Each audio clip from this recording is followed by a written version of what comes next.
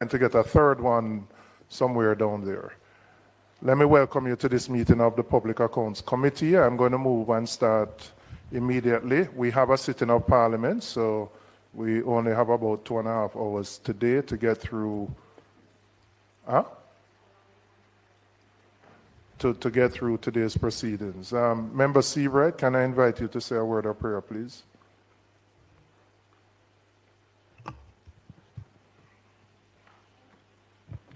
Thank you. Bow our heads. Dear Lord, thank you for having us gather here today in Parliament at the Public Accounts Committee. Please ensure that we have good discussions, deliberative discussions, peaceful discussions, and beyond that, we are definitely would appreciate having the air conditioning system functioning again. Thank you for your mercies. In your name, amen. You're one of those people who ask God for what you want. He asks the Lord. Members, are there apologies? I know Heather Miller is sent an apology. Any more apologies? No? Okay. In terms of my welcome and opening remarks, just to indicate how I intend to proceed today, we got some answers to some of the questions from the University Hospital, and there was also a response from the Ministry of Finance. I just want to deal with those first. We ended at item number 4 of 7, so I'll take the issues that arise from the questions first, go through item 5, 6, and 7, and then after we have completed that, there are the appropriation accounts and another matter related to the Ministry of Health. Madam Lewis, could you just introduce the team? Oh, okay. I know the Auditor General herself isn't here, but the team is here. Just introduce your team, please.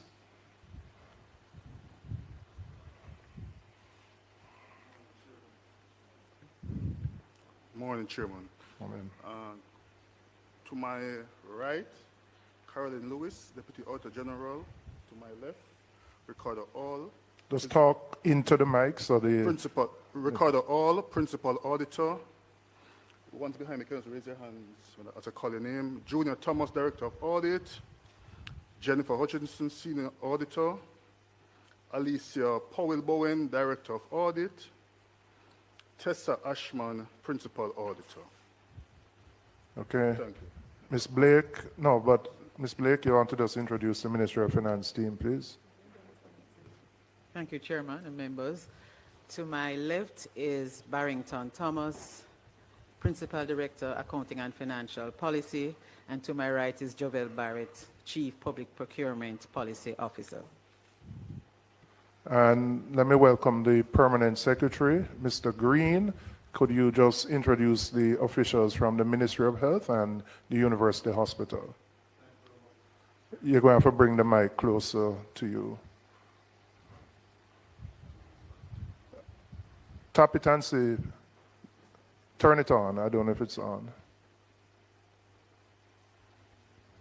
Yeah. Thank you very much, Chairman. To my right is Mr.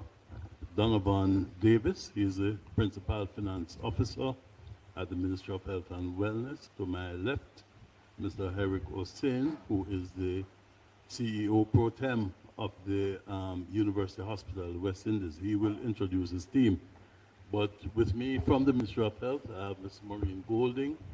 She is a Chief Technical Director. I have Mr. Winston Mirage. He is from the IDB project. I have Mr. Wilshaw, Andre Wilshaw. He is in the Office of the Chief Programs Officer. We have our Chief Internal Auditor, Ms. Walker, and we have our Assistant, Ms. Bennett, and Commander Dr. Paul Wright. Good morning, Chair. With me, we have Ms. Valencia Dover from our Finance Department, Ms. Angela Curtis Cox from our Contract Department, Mr. Ainsworth Buckridge from Procurement, Mr. Dwight McLeish, our Internal Auditor, Mr.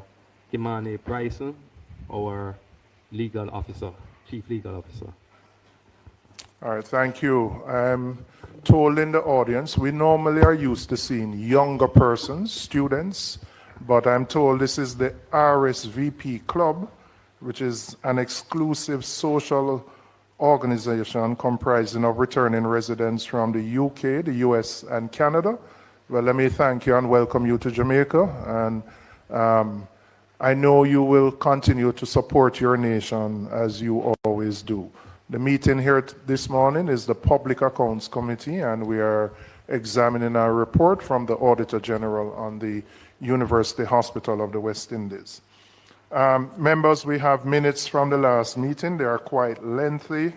I don't intend to go page by page, but are there any members identified any corrections or omissions from the minutes that they would like to highlight?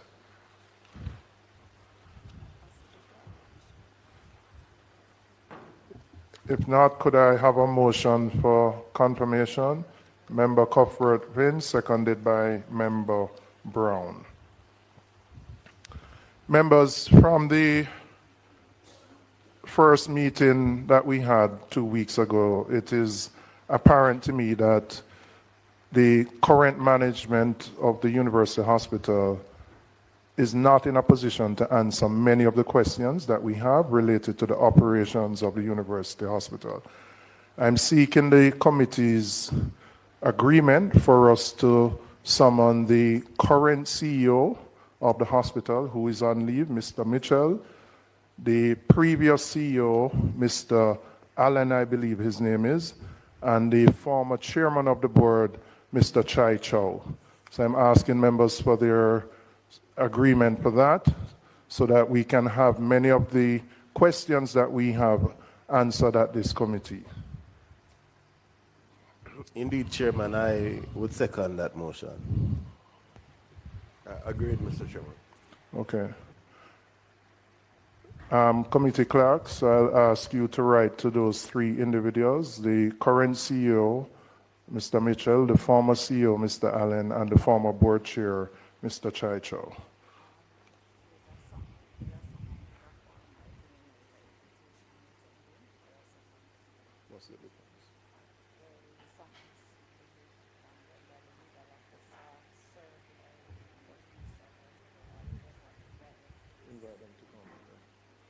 Okay. All right. Just for the purpose of the people who follow the PAC, and I'll ensure that the answers that were provided to the questions we asked are tabled so that the members of the media can have access to them. And I'll start by going through the answers provided by the university in audit finding, key finding number 2. So this is, members, this is the document that I'm starting with. We can just go through those answers.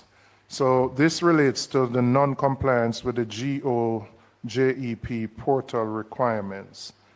And there was also, and I'm jumping a bit, but there was also a document from the Ministry of Finance related to the GOJP portal requirements, which was that printed? Okay, I know it was sent via email. Ms. Blake, you have that as well? Okay, you sent that, and then we can go to that. But so this were the 20 contracts that were uploaded above the 10 million threshold sent internally by the University Hospital itself. Well, sorry, instead of me doing this, Mr. Hosing, could you just take us through the answers that you provided to us? Member Bunting, you have a question on this? Yeah, I just want to point out, Mr. Chairman, we've been getting a lot of emails. Right. Some as recent as 9:53 a.m. this morning. So you'll have to help us guide Well, I us haven't through seen the various 953 one yet. That was Oh, the that's customs. the customs. Okay. So we've been getting quite a few emails with. So the multiple attachments. document I would start with is these answers that were provided by the University Hospital of the West Indies.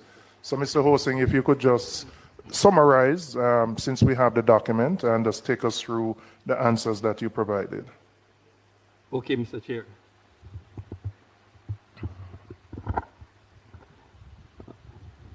The first one is the audit findings, key findings. 2, non-compliance with JEP portal requirements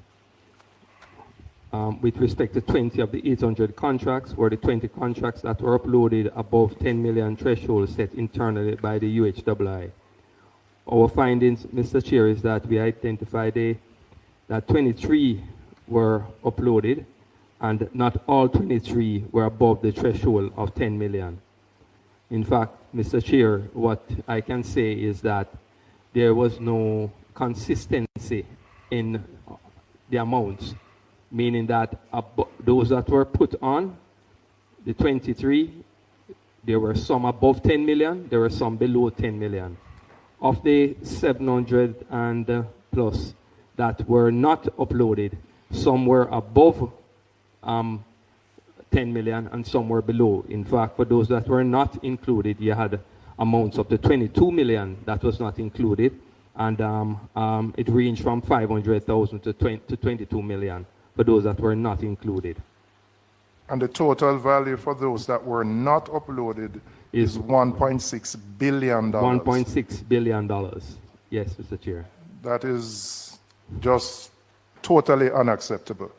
I mean, 1.6 billion worth of. Now, I noted in the Ministry of Finance's response that there was some issue, Ms. Blake, I think you identified where, and you can correct me if I'm summarizing incorrectly, that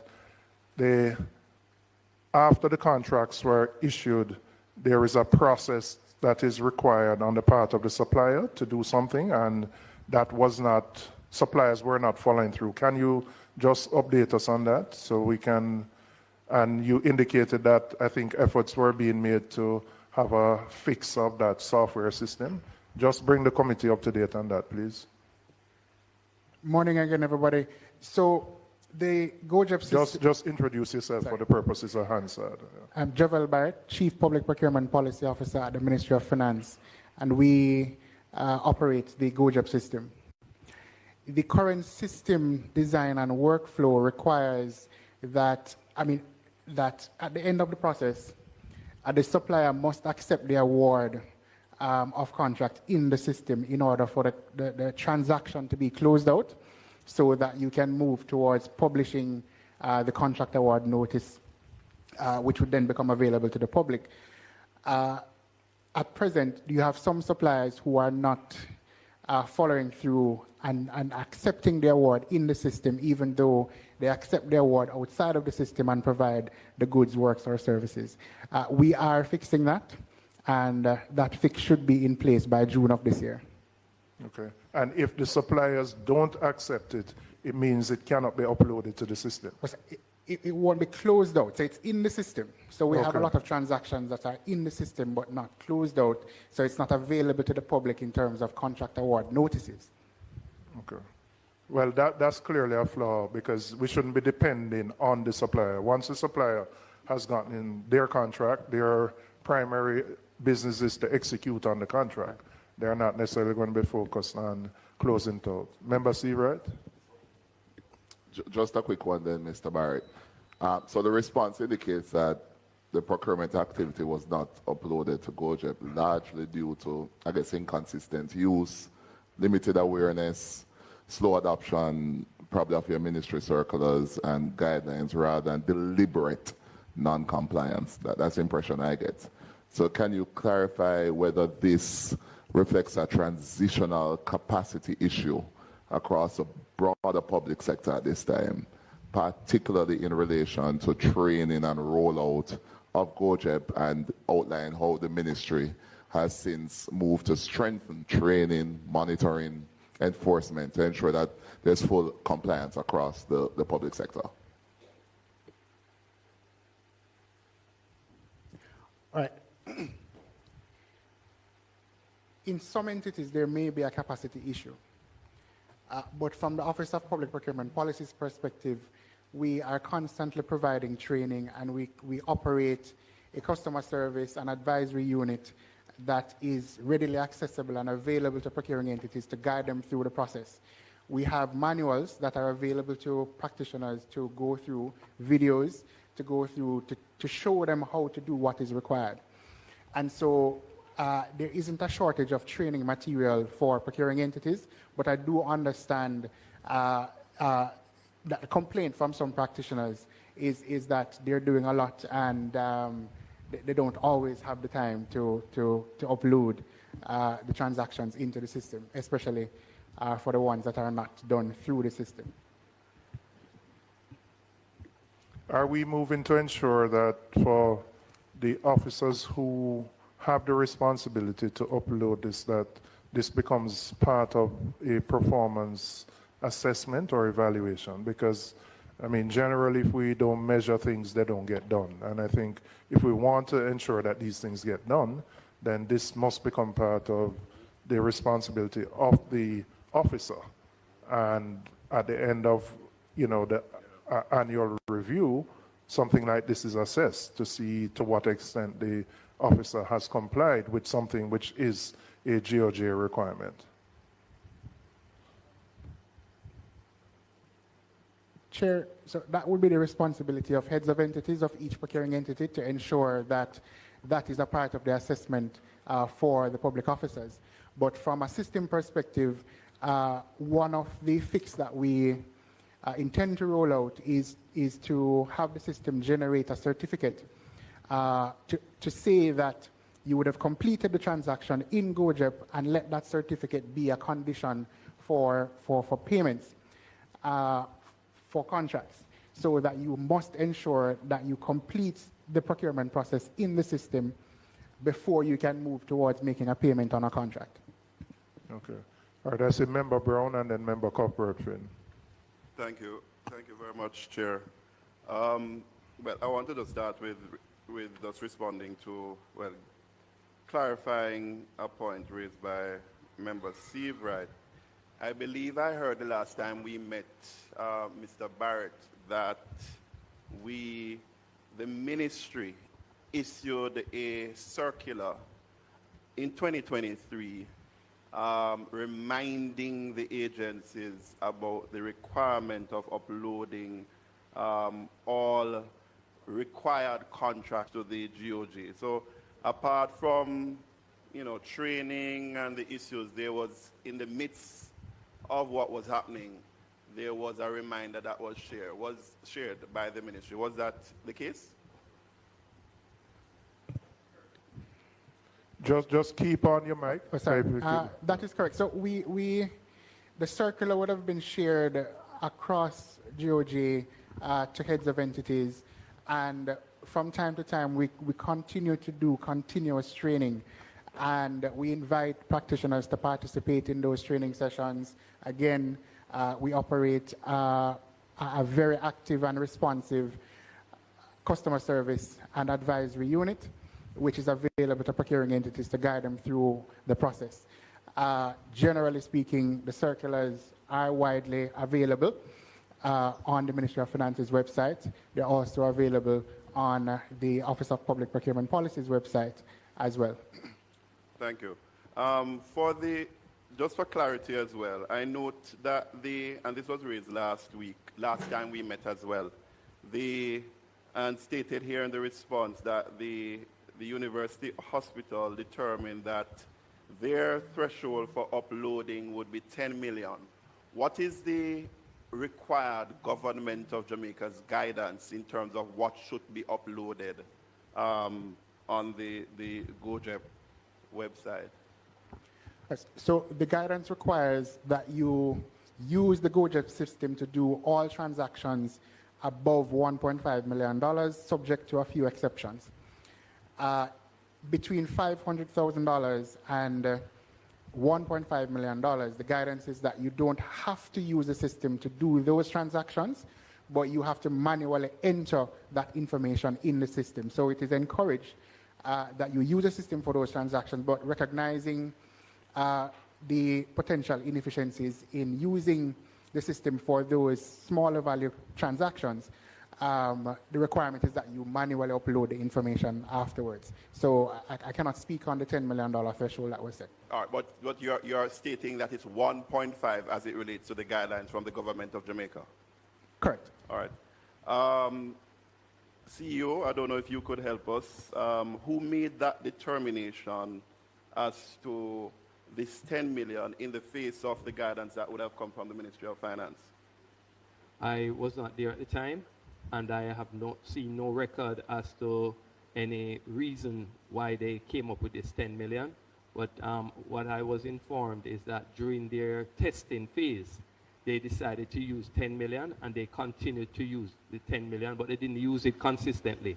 So there was no consistency even with the 10 million.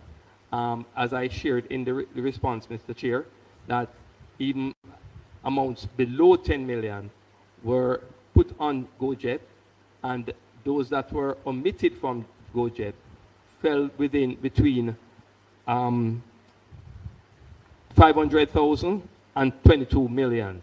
So there was nothing consistent at all in the manner in which GoJet was being used. All right. So, well, the fact is, as we saw here, it's only 20 of 800 was uploaded, although the report adds 3 more. So what was uploaded is really negligible based on the total amount of contracts.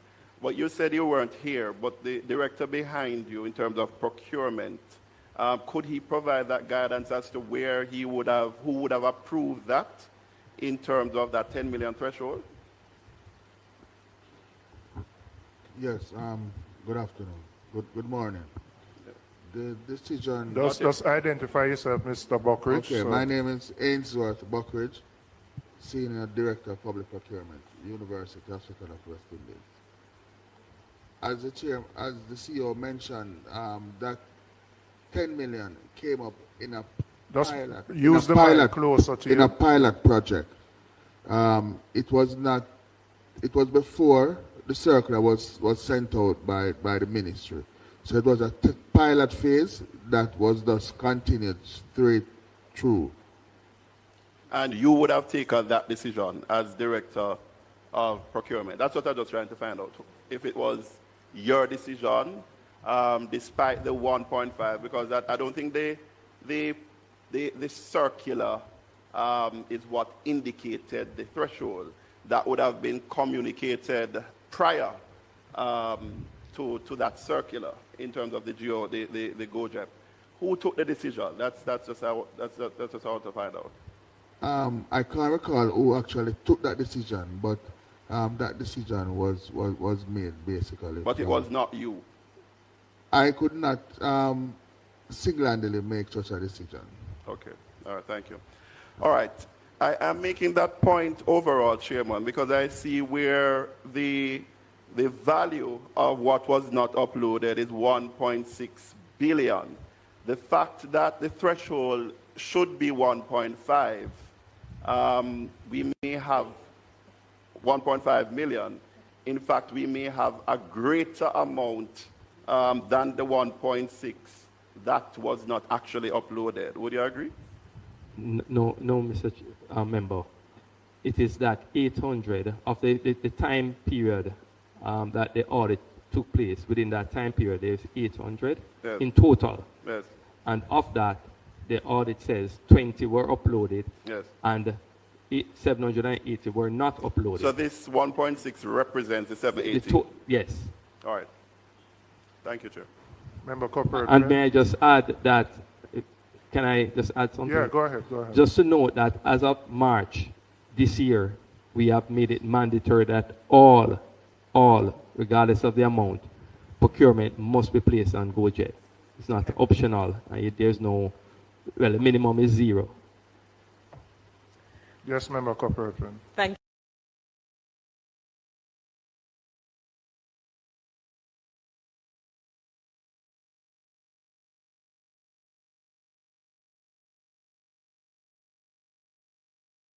It's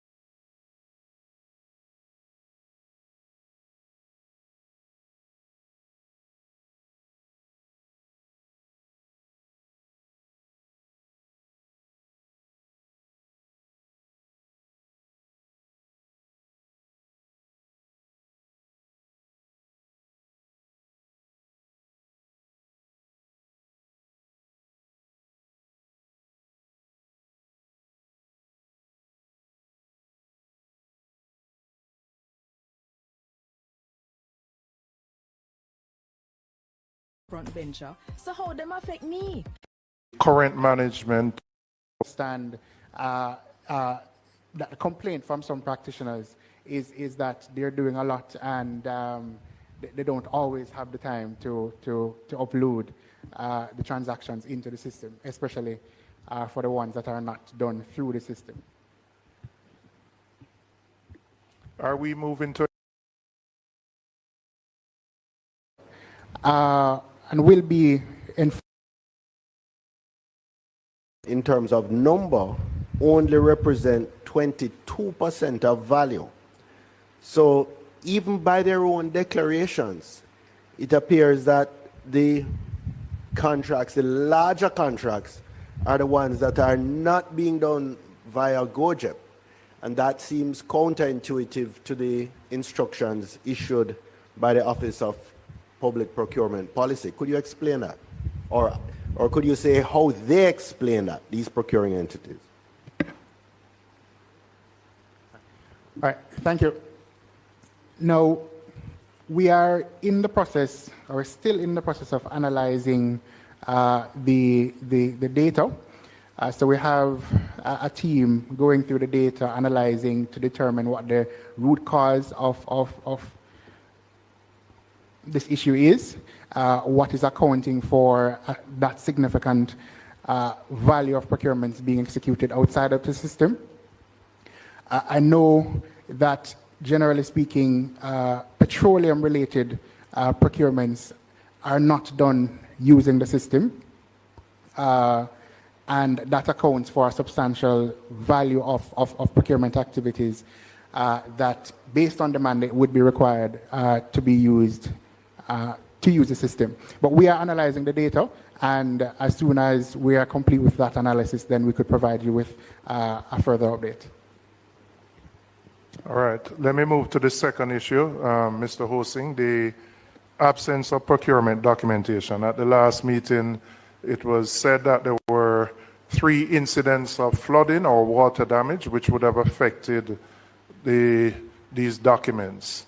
I've seen the response. What the response doesn't tell me, though, is whether the actual incidents which took place in October 2020, March 2022, and October 2025, whether those 3 flooding actually destroyed documents, damaged documents, or prevented the management from having access to the procurement documents. Mr. Chair, based on our investigation, there was some damage. However, there was no destruction of any files. All right, so in essence then, while there would have been damage would not have prevented you from having access to the file, even if the file got wet. So the flooding could not explain the absence of the files then. That is correct, Mr. Chair. All right. You indicated that there were some corrective measures that have taken place to deal with the incidents of flooding. Can you indicate what those are and whether since October we have had any further problems with flooding or roof or water damage? We have actually put in a drain to ensure water does not reach the building, or as it happened in the past, as well as we have repaired the roof of the building, and we have not seen any further problems with any flooding or water damage on that building. We have actually established a committee to investigate the files that you're saying that are missing, to find out what happened and how can we prevent this from happening again in terms of a proper accountability for files and documents and securing of the documents.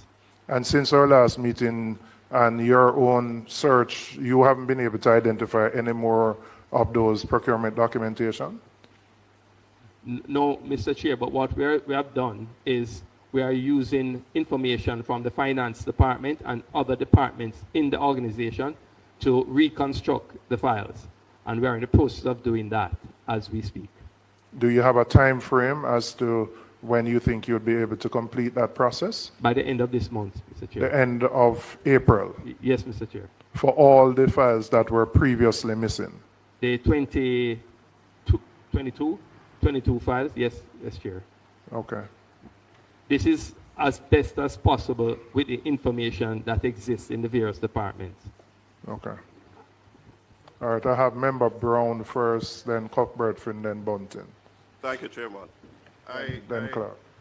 You preempted in terms of, I wanted to find out from the CEO if since we last met, if they had found any of the missing documents, because I remember there were 51 missing, you found 28 and, or 29, and then about 22 was remaining at a value of about 270 million, but you still haven't found? No member. All right. PS, on this specific matter, the committee has heard of, systemic breaches at the University Hospital of the West Indies. And we have realized that there's not an absence of a ministry oversight. So these things would have been happening within that sort of framework. I saw where the minister is quoted recently to say that the problem is not individuals, it's about a dysfunctional culture, to quote him. Is he saying, PS, I know you're new, but is he saying that the ministry is presiding over a system that engenders breaches routinely or by default? I'm sorry, Chairman, I can't speak for the minister. All right. All right, PS. Again, I know you're new in this particular role, Permanent Secretary. But could you walk me through the systems that the ministry has as it relates to oversight and to detect procurement breaches, failure to publish or upload contracts, and as defined by the Auditor General, misuse of tax concessions? What is the system that the Ministry of Health have in place, not just for the University Hospital of the West Indies, but for all of your hospitals to catch and detect those sort of breaches? Every single department or agency in the Ministry of Health is supported by an internal audit department. When the internal audits are done, copies of these audits are sent to the Permanent Secretary. Okay. And when I receive these, I can't speak for those before me, but when I receive these audit reports, I would immediately call the head of that agency, the internal auditor, and all those involved to look at the breaches, to respond to the queries, and to ensure that the procedures are followed. All right, thank you. Again, these things would not have happened while you were there. But in the process that you have outlined before, do you also bring awareness to the minister of the report that the chief internal auditor would have shared with yourself as permanent secretary? Yes, I would. All right. And in this case, I did. You did. So it is safe to conclude that the permanent secretary that sat prior to you would have raised these issues with the minister since these things predated you, based on the process that is in place as it relates to the ministry's oversight? I can't speak for P.S. Bryan, Yes? but I can speak for myself. And Yes. this audit might have overlapped Yes. his administration and mine. Okay. But the report came to the fore under my leadership. And what I did was that I took a group of people from the ministry, the chief internal auditor, among others, and we went and we sat with the team at the UWI, and we went over all of along with the Auditor General Department, along with all of the queries. Yes, but I understand that outside of the AG's report, which is what you're referencing, routinely, as a matter of course, the chief internal auditor, prior to the AG's audit, will, in terms of his, or it's a male, his own internal audit of the processes, will routinely raise those based on the process that you have outlined to the permanent secretary. We get the reports. Yes. And in this case, once I was advised, I immediately called the internal audit and asked him for all reports that he would have done up to that time. Okay. Finally, is it reasonably, therefore, I know you are not in the seat before, to assume that your predecessor would have raised these with the minister, having received, not the AG's report, but having received the various egregious findings as shared by the chief internal auditor, which he said he shared? It's reasonable to assume that the permanent secretary would have raised those? Again, I can't speak, but knowing Pierce Bryan as I do, if the matters were brought to his attention, I'm sure that he would raise it to the minister. Thank you. Member Corporation. Thank you, Chairman. You know, I don't think we can say what was brought to the minister or the PS. Just listening to so many things that was happening at UHWI and persons not being aware of many things. And so I don't think we can, you know, insinuate that the minister or the PS possibly knew. The fact that this Auditor General's report just came out, and you mentioned, PS, that this is probably overlapping. What I want to know, or what I think is persons, you know, I think persons have taken advantage of a system that is supported by a culture that we have in Jamaica. The digitization process, I know that is something that is happening right across the board. And I know the Ministry of Health, they have gone on to take on modernization, digitization. Will the GoJEP system now that's in place, will that take care of the issues as far as the missing files? Will that help with what we've seen with so many 700 or 800 missing files just gone, and, you know, recovering some, but for the most part, now you have to be doing a deep dive to try to, you know, put things together. Will this system that is now in place that you're formulating to make sure that this doesn't happen again, will this take care of, you know, we should even have files. We should be, this is 2026.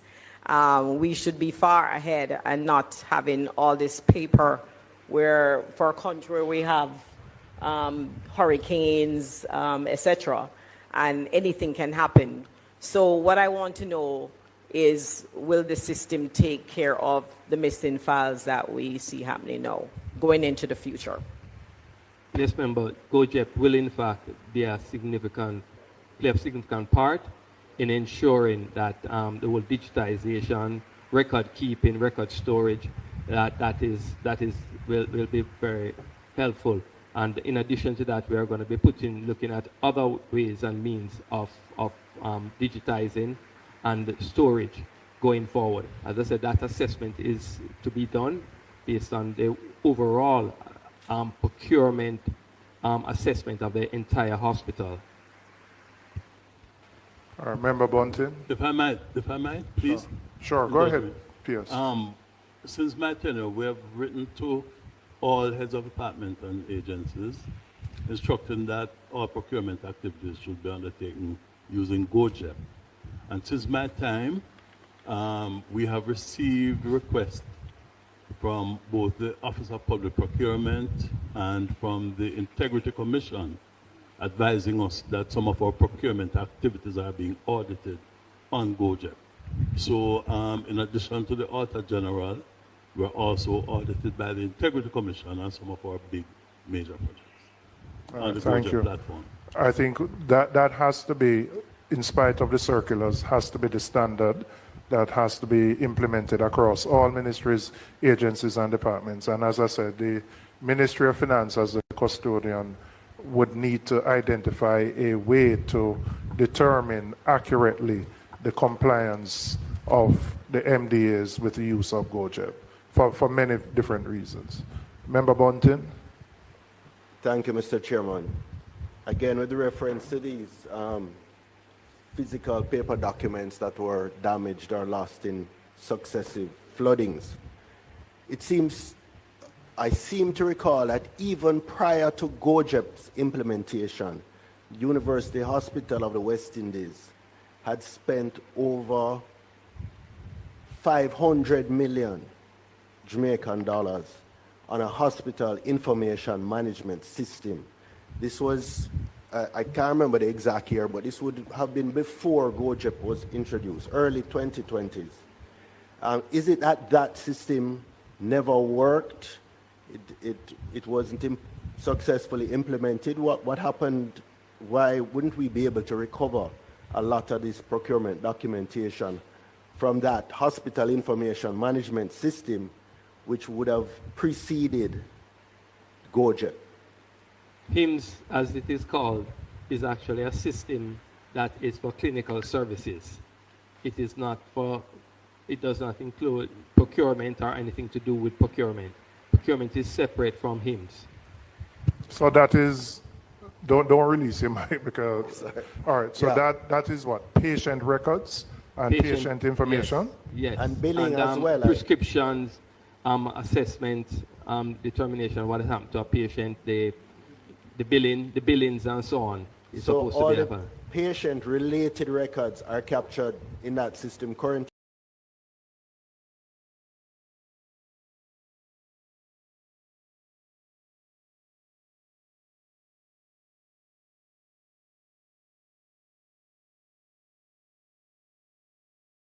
that we may focus solely on the well-being of those we represent. We commit this meeting and its outcomes into your hands.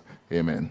Amen. Thank you, Member Seabright. Let me welcome the team from the University Hospital of the West Indies, the Auditor General's Department, the Ministry of Finance, the Customs team as well. Thank you for being here. I'll start by asking the Auditor General to introduce her team. Thank you, Mr. Chairman, and good morning, everyone. I'll ask my team members to raise their hands to be recognized as I call their name. I have with me members of the audit team that conducted the audit of UHWI. Today we have Christopher Hare, Deputy Auditor General, Ricardo Hall, Principal Auditor, Rochelle Bailey Thomas, Acting Principal Auditor, Jennifer Hutchinson, Senior Auditor, Junior Thomas, Director, and Alicia Powell Bowen, Director. Thank you. Thank you. From the Parliament, our legal department is represented by Ms. Tiffany Stewart and Ms. Ashley Zimmermies. Could I invite the acting CEO of Customs, Mr. Benjamin, to introduce yourself and the other members of your team who are here. Just press the button. Yeah. Good morning. Kurt Benjamin, acting CEO of Jamaica Customs Agency, and with me this morning is Mrs. Claudine Garcia Rattray. She is our Director for Post-Clearance Audit, and Mr. Perry Kent, he is the Post-Clearance Audit Manager. Thank you. Ms. Blake? Morning, Chairman, colleagues, and members.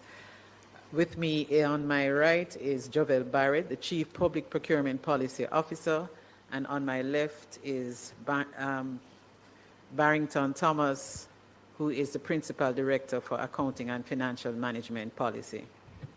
Thank you. Mr. Pierce, Mr. Green, could you introduce the team from the Ministry and the University Hospital? Good morning, Chairman. Good morning, all. Members, Madam Auditor General and her team. With me this morning from the Ministry, and I'll ask the Acting CEO to introduce those from University Hospital, but we have Mr. Donovan Davis is the Principal Finance Officer, in the Ministry of Health and Wellness, Commander Dr. Paul Wright, Chief Technical Director, Ms. Michelle Davis, Director of Management Accounts, Ms. Brenda Lynn Bennett, Audit Manager, Ms. Michelle Walker, Chief Internal Auditor, and to gain some experience at the PAC, we have the matron or the Director of Nursing Services for the Kingston Public Hospital, Matron Walker Nicholson, Joan Walker Nicholson, and with her sister Nadine McFarlane Stewart, we also have Mr. Howard Lynch, the Chief Technical Director for Policy at the Ministry. Good morning, Chair. Good morning, everyone. With me this morning, my name is Eric Hosin, the acting CEO for the University Hospital of the West Indies, and with me, I have Mr. Kimani Bryson, our legal officer, Mr. Ainsworth Buckridge, Senior Director Procurement, Dwight McLeish, our internal auditor, Angela Curtis Cox, our strategic planning Senior Director. Thank you, Chair. Thank you. Members, we received a number of documents there which were sent electronically. Some of them have been printed for you. I'll just indicate what has been sent. There's a clarification from Williams Pragmatic Services, the consulting firm that was engaged by the University Hospital. There's a declaration from the Auditor General's Department. There's a response and supporting documents from the University Hospital in relation to questions that were raised at our last meeting. So these were all circulated prior via email, and some of them are with you in hard copy. The minutes of the meeting held on April 14th, they're extensive minutes. They were previously circulated. Could I ask, are there any corrections or omissions to the minutes? Not going to go page by page. Member Copperfield, would you move a motion for confirmation? Okay, seconded by Member Christopher Brown. At our last meeting, members, we invited 3 persons to be here.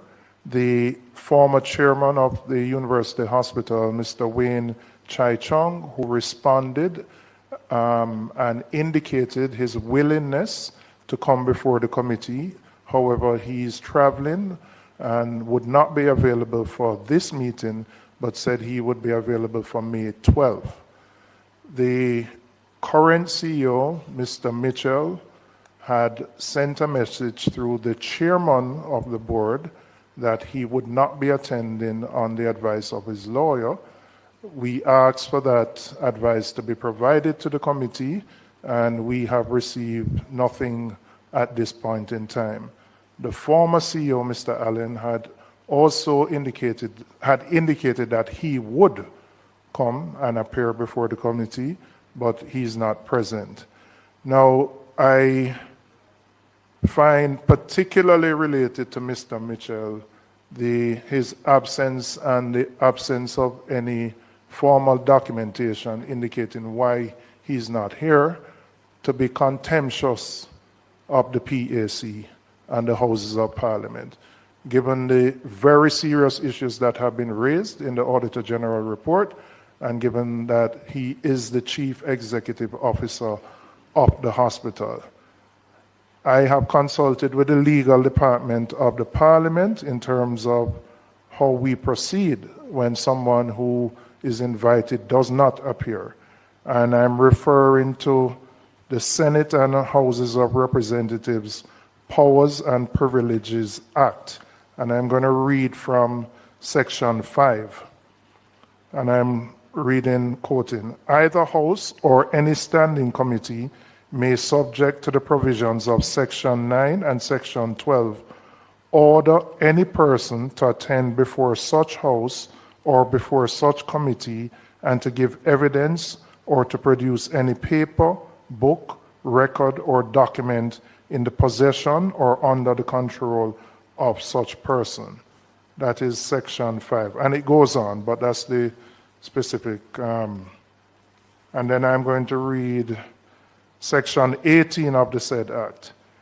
Any person who disobeys any order made by either House or committee or joint committee for attendance or for production of papers, books, documents, or records, unless such attendance or production be excused as herein provided, or refuses to be examined before or to answer any lawful and relevant question put by either House or committee or joint committee, unless such refusal be excused as herein therefore provided, or offers to, hold on, I'm not sure I'm reading this. Yes. Or offers to any member, okay, shall be guilty of an offense on summary, this is section 18 going on, shall be guilty of an offense and shall be on summary conviction before a resident magistrate be liable to a fine not exceeding $200 and in default to imprisonment with or without hard labor for any term not exceeding 12 months. Clearly that's an area that needs to be updated, but particularly for the CEO who is still in the employ of the university hospital, who is still receiving a salary and has not only not come, but not provided any explanation. I'm asking the committee for us to move to proceed under Section 5, which would require the passing a motion here, which the legal team would then refer to the clerk of the House, and the clerk would issue an order for that person to do so.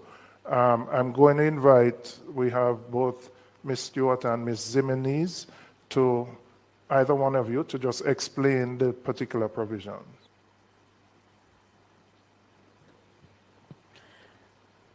Thank you, Mr. Chair. Thank you, members of the committee. Pleasant morning to everyone. As adequately stated by the chairman this morning, the Senate and House of Representatives Powers and Privileges Act provides the authority for a standing committee to issue an order for a person to attend and to give evidence. Now, Section 6 of the said legislation provides that any order to attend to give evidence or to produce documents before either House or committee or to a joint committee shall be notified to the person required attending or to produce documents by a summons under the hand of the clerk issued by the direction of the appropriate authority. With that said, once it is, and having regard also to our standing orders, in particular, Standing Order 78-2, if the committee desires to summon any witness, the chairman shall supply the name, residence, and occupation of every such witness to the clerk of the parliament at least 7 days before his evidence is required. The clerk shall then, subject to the directions of the speaker, summon every such witness on behalf of the House. Reading both pieces of legislation in context, once it is that there is a determination by the committee that a summons should be issued, the chairman would notify the clerk to the Houses of Parliament of this intention. The clerk will then notify the speaker. The speaker will issue the approval, and once that approval is given, it will be sent to the Legislative Council's department for the summons to be prepared. Once prepared, the summons will be issued by a constable either here from the Houses of Parliament or from an officer, for example, the marshal. Thank you very much, Ms. Zimenez. Members, so I'm asking for the support of the committee for the summons to be issued in relation to the CEO and the former CEO who had also confirmed that he would be attending. Again, I just find it disrespectful to a committee of the parliament to not only not come, but to provide no reason in writing why you are unable to come, given the gravity of the issues that have been raised in this audit. So I'm asking for the support of the committee in this regard. Members? Yes, I definitely support it, Mr. Chairman. I think you will need, because we went through a similar experience at the PAAC, I think you need to give a particular date and place. In other words, I don't think it's just an open summons. The committee would have to agree on a particular date and place, obviously being the garden house. Well, I would say and time. I would say to be issued. I would say next week, May 5th. 1 week. No, we need more time. No, okay. I would suggest you give about 3 weeks. 3 weeks notice. Okay, all yeah, right. just out of an abundance of Okay. caution. I know there, as I understand it, and having been here 6 terms now, there are situations where persons summoned or to give information can claim that they have a right against self-incrimination. That usually only arises in the case where some police investigation or prosecutorial investigation has arisen. But even so, they would then come and claim they should appear and then claim that right, or they are advised that they can't answer that question because it could be self-incriminating. But to just not appear and ignore the request and then the summons, I think would be contemptuous, as you said, and would require some action. But we really need to update that fine. We really need to also in our report to the Parliament to make sure that we make that fine meaningful. Again, I mean, my position, if his lawyer has a reason for him not attending, then that should be provided to the committee so that we can determine how to proceed. But to not have anything provided to us at all, particularly for the current CEO, is still in the employ of the university and the state and still earning a salary. That I just find inexcusable. And the Parliament actually followed up and made requests, having gotten the notice from the chairman, for that to be provided. And up to now, nothing has been provided.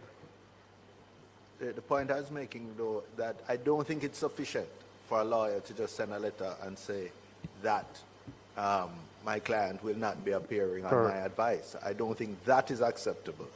I think the person must appear, and if they can take advice from their lawyer as to specific questions that they may not wish to answer. Yes. Right. Okay. Sorry. Ms. Stewart? Thank you, Chair. Good morning, members. Just to add further clarity, the legislation in Section 6 goes a little bit clearer in terms of the content of the summons. It cannot be open-ended. So it goes on to say, all summons issued under Section 6.1 shall, in compliance with Section 6.2, state the time and place where the person summoned is required to attend, and the particular documents which the person is required to produce. So for the purposes of the committee, are there specific documents that are required to be produced? No, the main thing here is attendance, because the documents, we have the report from the Auditor General. Members have had over 2 meetings, questions which the current team are unable to answer, and the committee felt it was important for the CEO, who has been at the hospital for a very long period of time, to assist the committee in getting answers to some of those questions. So it's not so much documents, it's attendance and answers to questions that the committee may have. Very well. So it just should state the time and the place in regards to the content. Okay, so your recommendation, we are at April 28th. Safely, you would want to say give 4 weeks to just administratively to deal with everything. So could we look at the following week, just to be safe? Yeah. No, the following week, just to... When did he say he's coming? No, the following week, yes, the 26th. Or you'll be back on the 12th. I would propose the 26th, which is 4 weeks to give enough time for the administrative process to be executed and for us to, sorry? Yeah, so so the specific, okay, I'm just checking the availability of that date. As we know, there are a number of committees that also meet.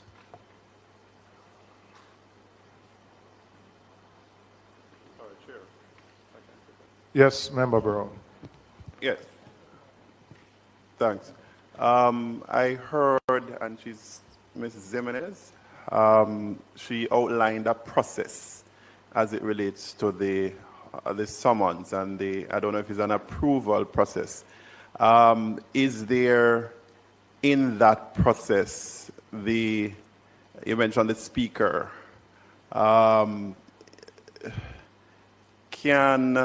is it subject to the approval of the speaker, or it's just a process that it must go through? Okay.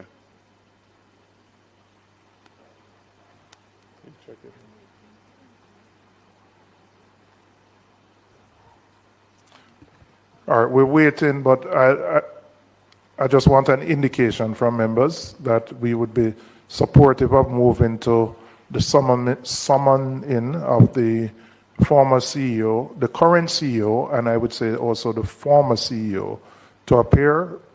The provisional date we're looking at is the 26th of May, which is 4 weeks from today, to allow that process enough time to happen. The committee clerk is just checking on the availability at that date. And once we have the availability, we will move to confirm that process moving forward.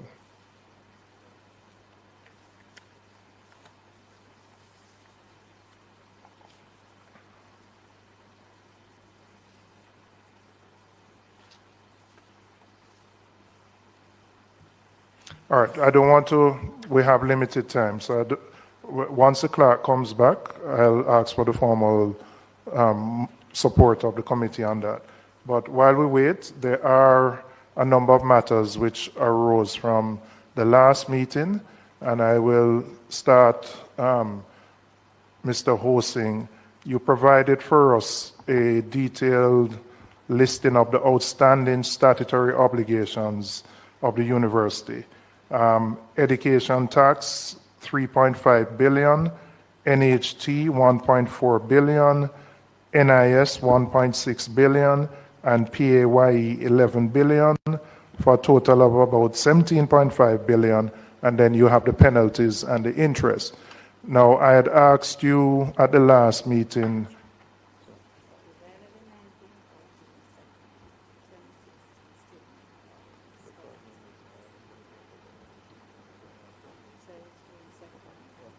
all right, sorry, just coming back to that. The 26th is not available, so the following week would be the 2nd of June. So I'm asking the committee for the committee's approval for us to move forward to the summoning of the current and the former CEOs to be here on June 2nd. Do I have support? 10 a.m. at William Gordon House at 85 Duke Street. Those in favor? Any against? Okay, the ayes have it.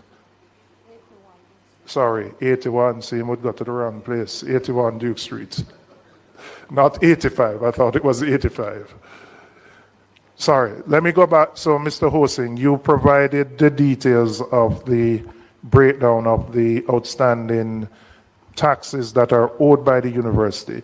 At the last meeting, I'd asked you specifically about the NIS and the NHT, which would impact both current and former employees of the hospital. And you had said to me that there was no issue in any of those persons accessing benefits. So is it that even with the outstanding amount, there is an arrangement with both of these entities to ensure that employees do not suffer the consequences of their deductions not being paid over? That is correct, Mr. Chair, in terms of us making good for any employee that retires or in a position that needs a benefit to access the benefit. Okay, what is And we are currently current with those payments. So from last year, January, until now, we have been every month paying those benefits. All right, can I ask, what is the current arrangement with TAJ? I know last time you had a temporary TCC.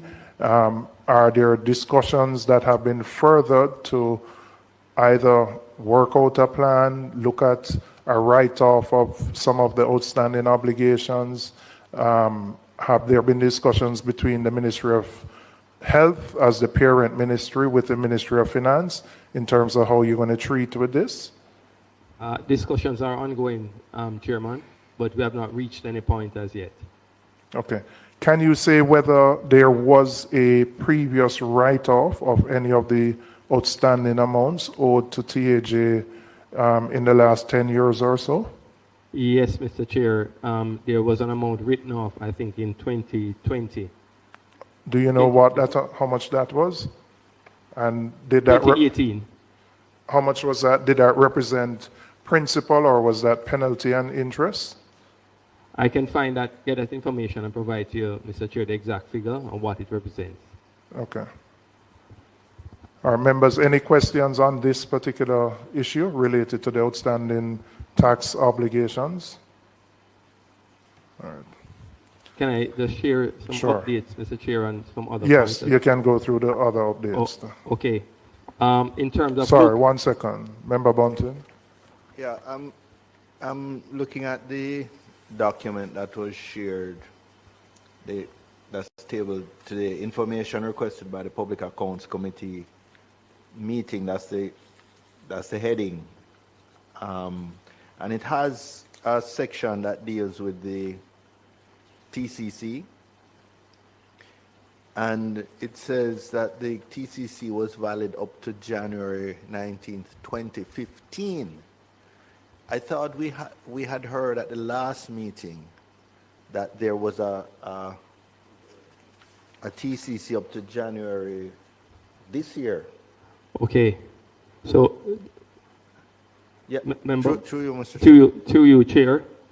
Let me just clarify. What happened is that the question was asked when was the last time we had a TCC and when was it valid to.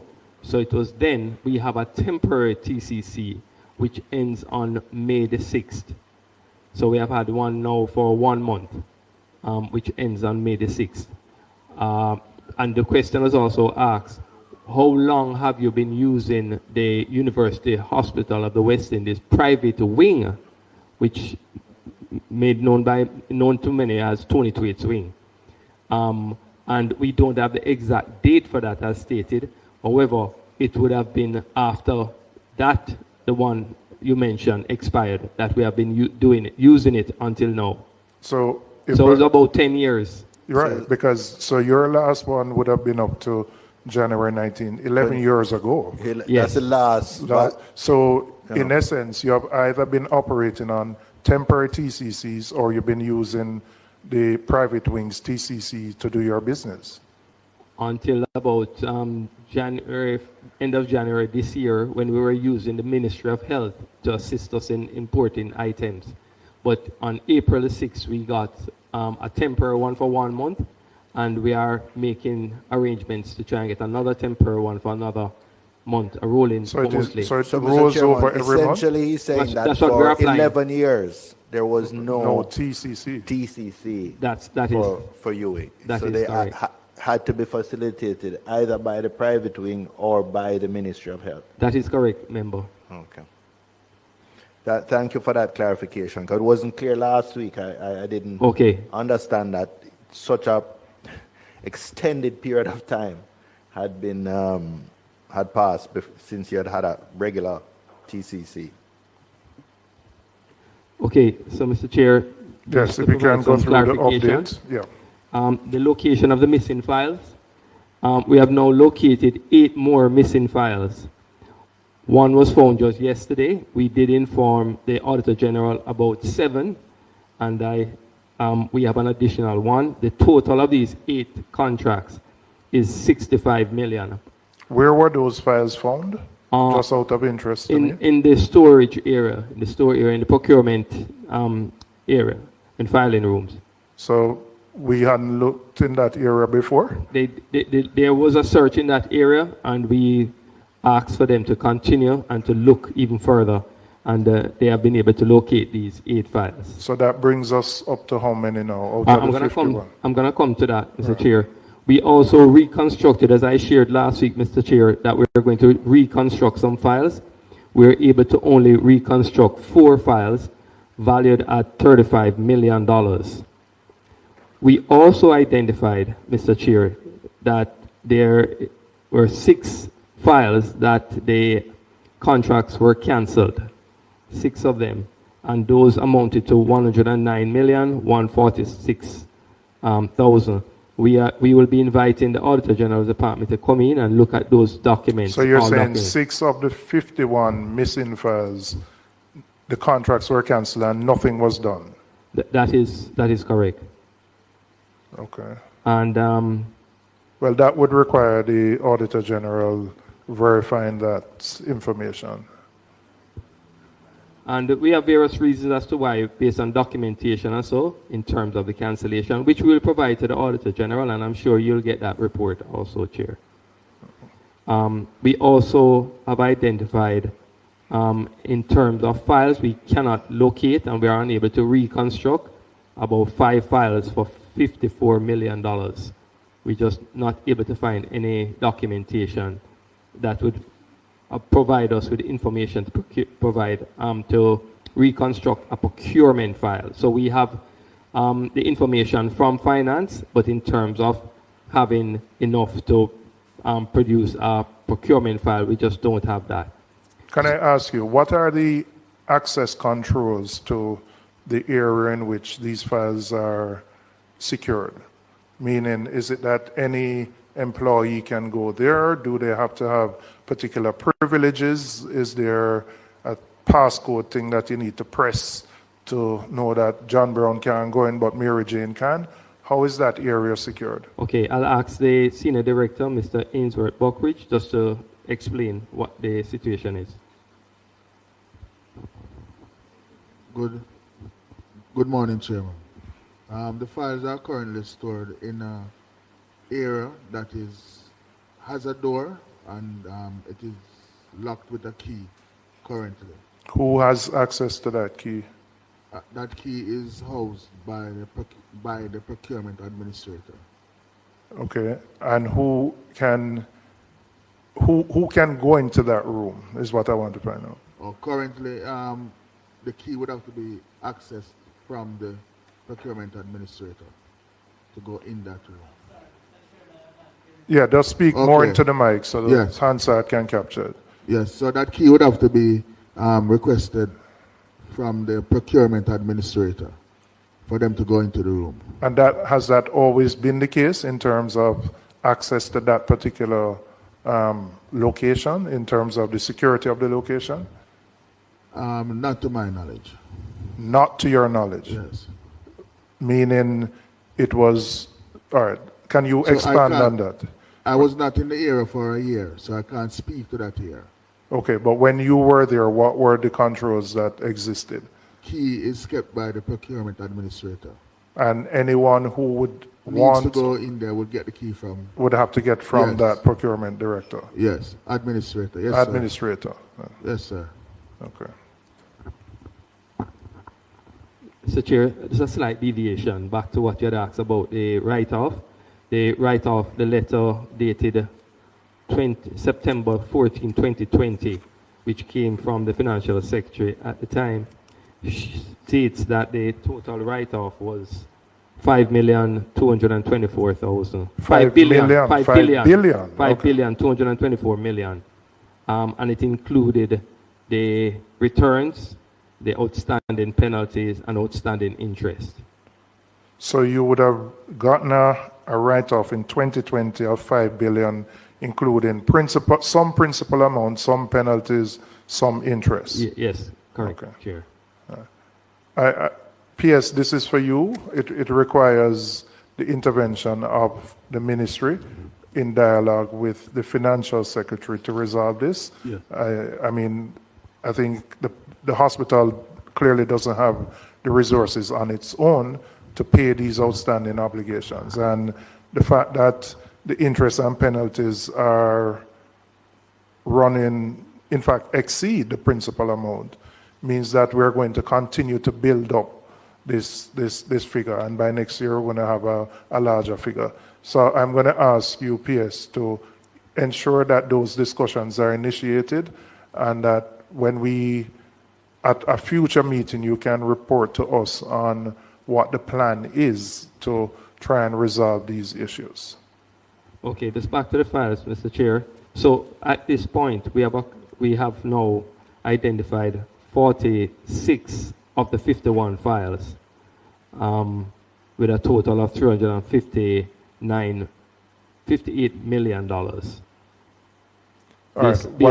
What I would ask the Auditor General's team to do is just to verify the information being provided by the hospital and for you to be able to indicate to us that you have sight of those 46 files now, because we started off, I think, with 22 of the 51, and to report back to the committee. I know you're very stretched in terms of your resources, but it's important that the information be verified by your department.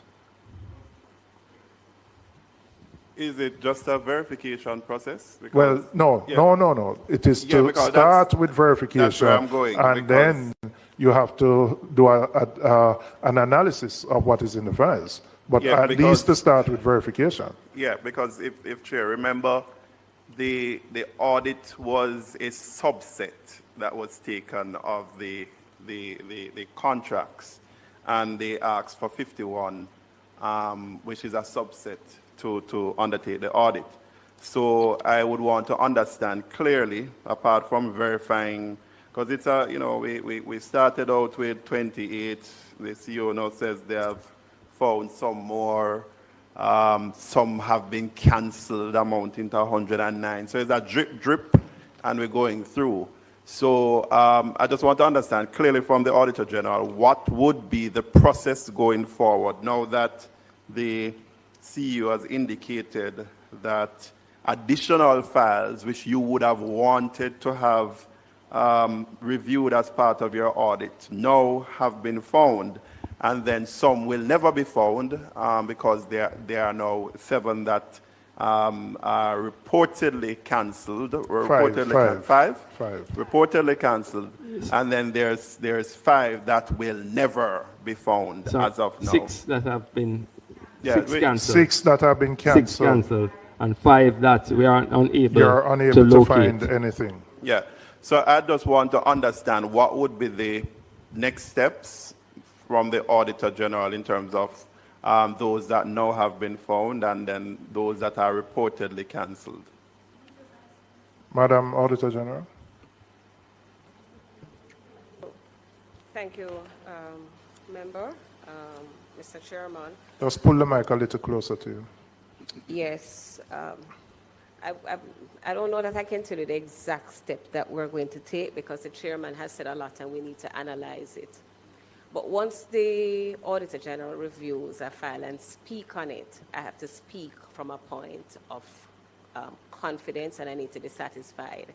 It's not sufficient for me to say that the files exist because I will validate something without having done the necessary due diligence. Mr. Chairman, I understand your desire to have some level of comfort and better particulars around this matter, but I really have to emphasize that I just do not have the manpower right now. We have other audits that we're seeking to complete, and it's actually this audit team that is involved, and it will have a ripple effect. I am asking for time to complete the audits that we are currently undertaking and to return to the UHWI once the resources allow and to do a proper review. I am not satisfied with just looking at a file to say that it exists. I would rather to have a more thorough audit done where I can have confidence about bona fideness and as well as accuracy. Okay, thank you. If you I know you're not able to do so now, but if you could provide us at another meeting with even an approximation of a time frame, given the other obligations and the fact that your team is currently engaged doing other audits. Thanks, Mr. Chairman. I can draw your attention to the overview of the UHWI report, where I indicated that UHWI report is really part of a larger audit looking at the public health, and Cornwall Regional Health Authority is one.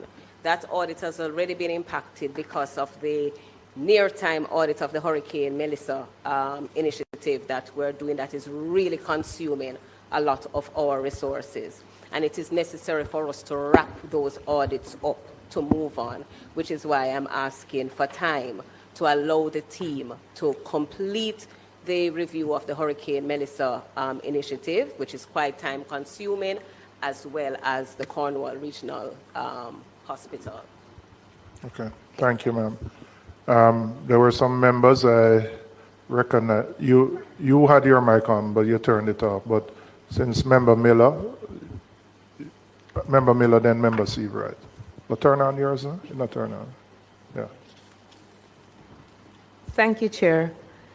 I would like to find out if the assessments by Jamaica Customs, if that has been completed or the status. Well, I was going to come to that. I just wanted to close out on this issue, then we're going to come to the customs issue. Very well. But keep your mic on now. Why keep turning it? So I was just saying, in light of the Auditor General's remarks about resources, it might even be better that we complete our hearings on this report, because more information might come out that, rather than asking her to go and the Auditor General's team to go and verify some specific files at the end of our hearing, which will be at least another month, there may be a whole series of things that you may need that the department may need to review. So it will be better, I think, to just allow this first round to be complete, and then it will be more efficient, and hopefully by that time some of the other audits will be complete. All right, Member Seabright. Yeah, thank you, Mr. Chairman. Just to the acting CEO, and I'll await, of course, the Auditor General's report back later on, maybe this year. You're a private sector man, very well established. So are you of the view then that this is just a breakdown in document control and storage, which was compounded by the flooding and the manual systems that you have, rather than some sort of intentional concealment? And also, where we know, as a established private sector person with a lot of experience in major institutions in this country, where you know with the digitization, the accountability mechanisms now to ensure that this doesn't happen again? I mean, that's really what we need to focus on. Oh, to you, Chair, just to say that there are serious challenges in several areas of the hospital that we are trying to address with respect to the digitization. That is a process that we are now wanted to look at the whole procurement thing in a holistic way. So we are going to tender. We have now developed a terms of reference to go to tender to have someone do a very comprehensive, or an entity organization, because it will go to tender, to do a comprehensive review of the entire hospital and the procurement process. That will include doing good in terms of the digitization and other projects necessary to really solve many of the challenges that we have. All right, continue. Yeah, thanks, Mr. Chair. So, Chair, from the last meeting, there was some concern about the collection of funds at the car park by our security guards. Just want you to know, Mr. Chair, that that has been discontinued. It was discontinued the day after our last sitting, and the funds are being collected by our trained UHWI cashiers as we speak. Well, can you tell me what is the verification process? I mean, it's good that the security guard is no longer collecting it, but I also want to know that you have a system in place that whoever is collecting the money, you can verify that you're collecting 100% of what you should be collecting. Okay, so we are not we are working towards having a automated system which would be able to do that 100%. However, at this time, what we have is a system where the guard will issue a ticket at the entry to the person with the time and so, and we're getting a timestamp machine there, and then they pay at any of the cashiers at the hospital, because we have several cashiers stations, and then when they are exiting, they will show that receipt along with a thing to the guard at the exit. Okay. The exclusion sign that the member was very concerned about, one of the members, it was actually on the property, but not in the place where it should be. That was also erected 2 days after we met the last time. Just happy to share with you, Mr. Chair, that there have been some concern in the public about the medical annex that has been out of use about 2 years. That work has now commenced, and we are hoping that within another 4 months the work will be completed, which will help to ease the pressure on the accident and emergency department that is really under some serious pressure as we speak. Work on the audited financials for the year 2021, Mr. Chair, is scheduled to recommence in May of this year. We have now completed the procurement process for an external audit firm to start work for the audited financial years 2021 to 2025. This was done through the normal GoJEP procurement process, and we have selected someone, and the contract is being prepared to have that done. Those are my updates, Mr. Chair.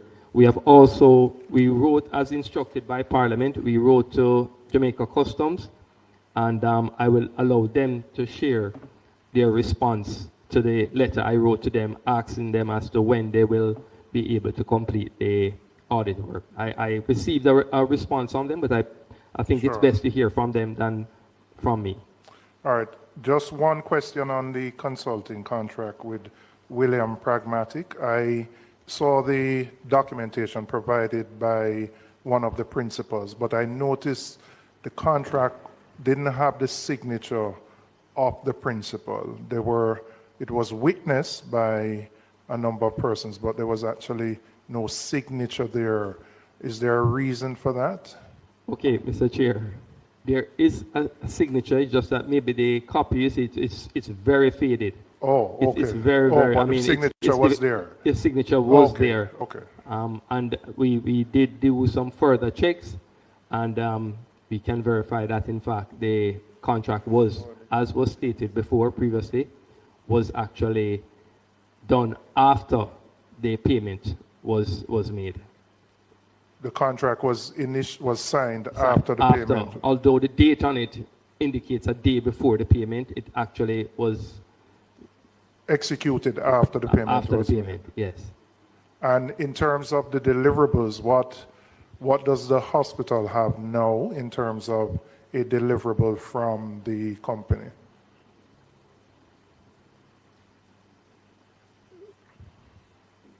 They have submitted, initially they submitted a few months ago an interim plan. They have now submitted another document, a final, with some recommendations, which we will look at. They made several requests of the hospital, which we have not been able to provide them with information that we have not been able to provide them with, and they have provided and say this would be their final, as they do not intend to continue.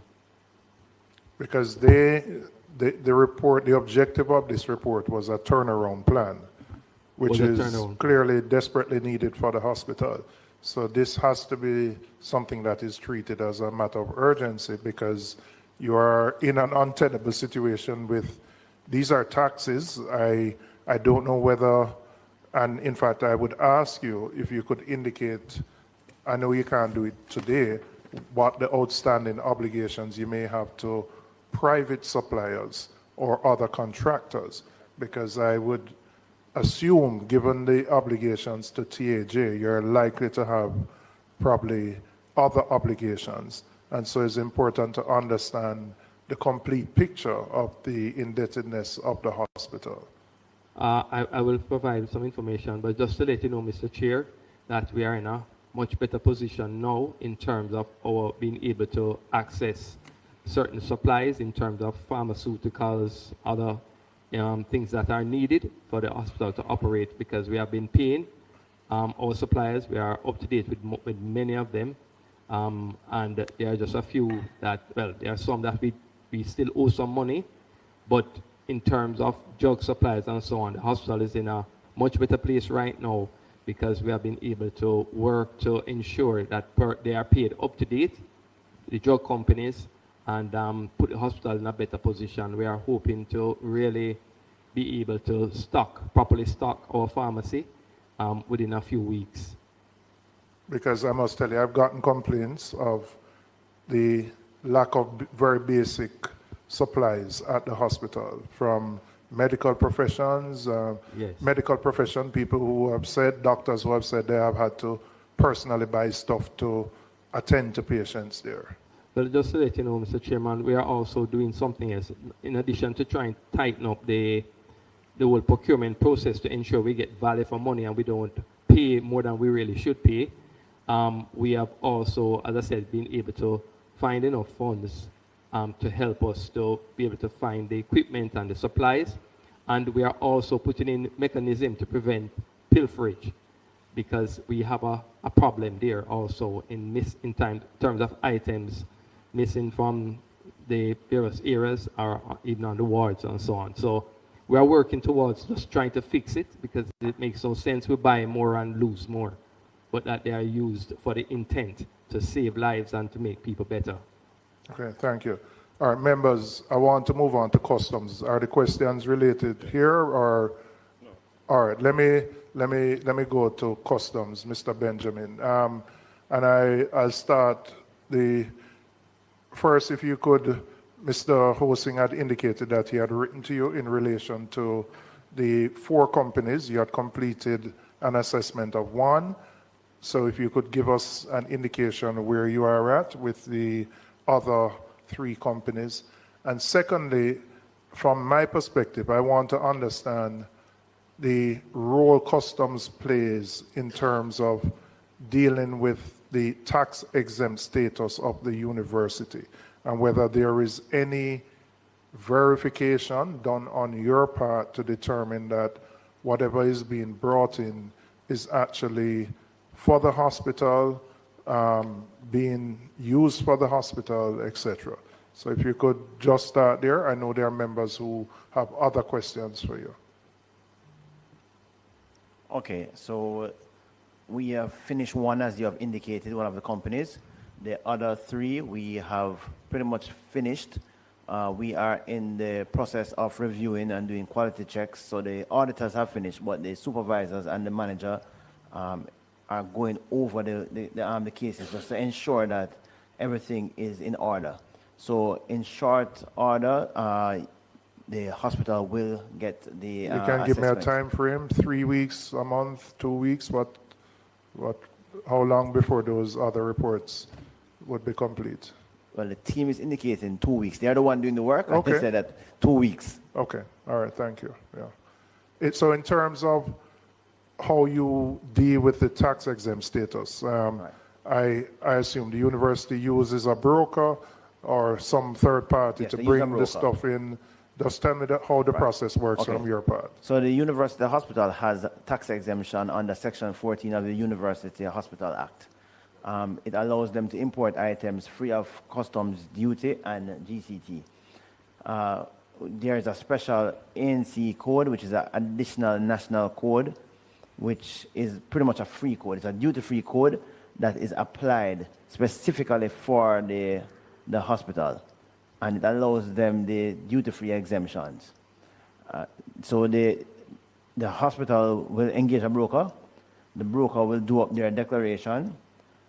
In addition to doing up the declaration and utilizing the code, there's also a special declaration that is done by the hospital. And this special declaration is pretty much the hospital saying, we hereby declare that the items being imported are being imported exclusively for the use of the hospital in conjunction, and they name out the section of the act that it falls under. So they would say under section 14 of the University Hospital Act. They'll sign that and they Sorry, will... when you said they, you're talking the broker here. No. The hospital. The hospital will Right. sign that, okay. Right, and so the responsible party, which is the CEO, would sign that and they would submit it to customs along with the import declaration. And then our invoice inspectors would process the declaration. The act is very broad, so unlike other pieces of legislation that would probably say that it must only be this item or that item, it just says items being imported by the hospital. It doesn't have a finite list or anything like that. It's very broad. So if you saw a luxury motor vehicle. No, so motor vehicles are one of the... I just pull an example because you said it's very broad. But Yeah, so it's very broad. But you obviously have a responsibility to protect your revenue and ensure that it is not abused. Right. So let me ask you. So can the university hospital designate a third-party company to import items on its behalf using that same status? And how do you treat with that? No, ought not to happen. It what? Ought not to happen. It not to have happened. No, and if it is that we see an item, no, let me put it a different way, because they can, meaning that someone can import on behalf of the university with a purchase order. So you can, for example, go to a particular company, you're getting a software, for example, you could have a contract and the contract calls for the importation of that software. But the contract would have to speak specifically that you're buying it for the university and the university is hiring you. It's a bit different if it is that you bid on something and it is not stated categorically that you are importing it for the university. So all players would have to have the same level playing field, if you understand what I'm saying. No, I want you to go. I'm not totally clear because let's say company X says, I've been authorized by the university hospital to bring in these medical supplies on their behalf. Right. And as such, I should be treated as the university and there should be tax exempt status. What is your process to verify that that is so? Turn on your mic, no, man. You're not turned on. Yeah. Go ahead. Oh, so there is a purchase order. So the university hospital would have to issue them a purchase order. They would also still have to sign the declaration declaring that the goods are being imported for them on their behalf. They're also on the physical declaration. So the company can't just turn up and say, we're clearing this for you, because you has to still be the declarant. The party with financial responsibility would be in a different box, but you would still be the declarant, and they would still have to give us that special declaration, and it would still have to be signed, and they would have to issue a purchase order indicating that they are fully aware that this item is coming in for them and it is being handled for them, as opposed to somebody who has just won a regular contract just importing something. So it's a bit different. Okay. And in the cases, well, apart from the ones that were flagged by the Auditor General, what is your process at Customs to verify that that actually takes place and that there's no abuse of that tax exempt status? Right, so we review the documents. So once they have the appropriate documentation, we would process the declaration.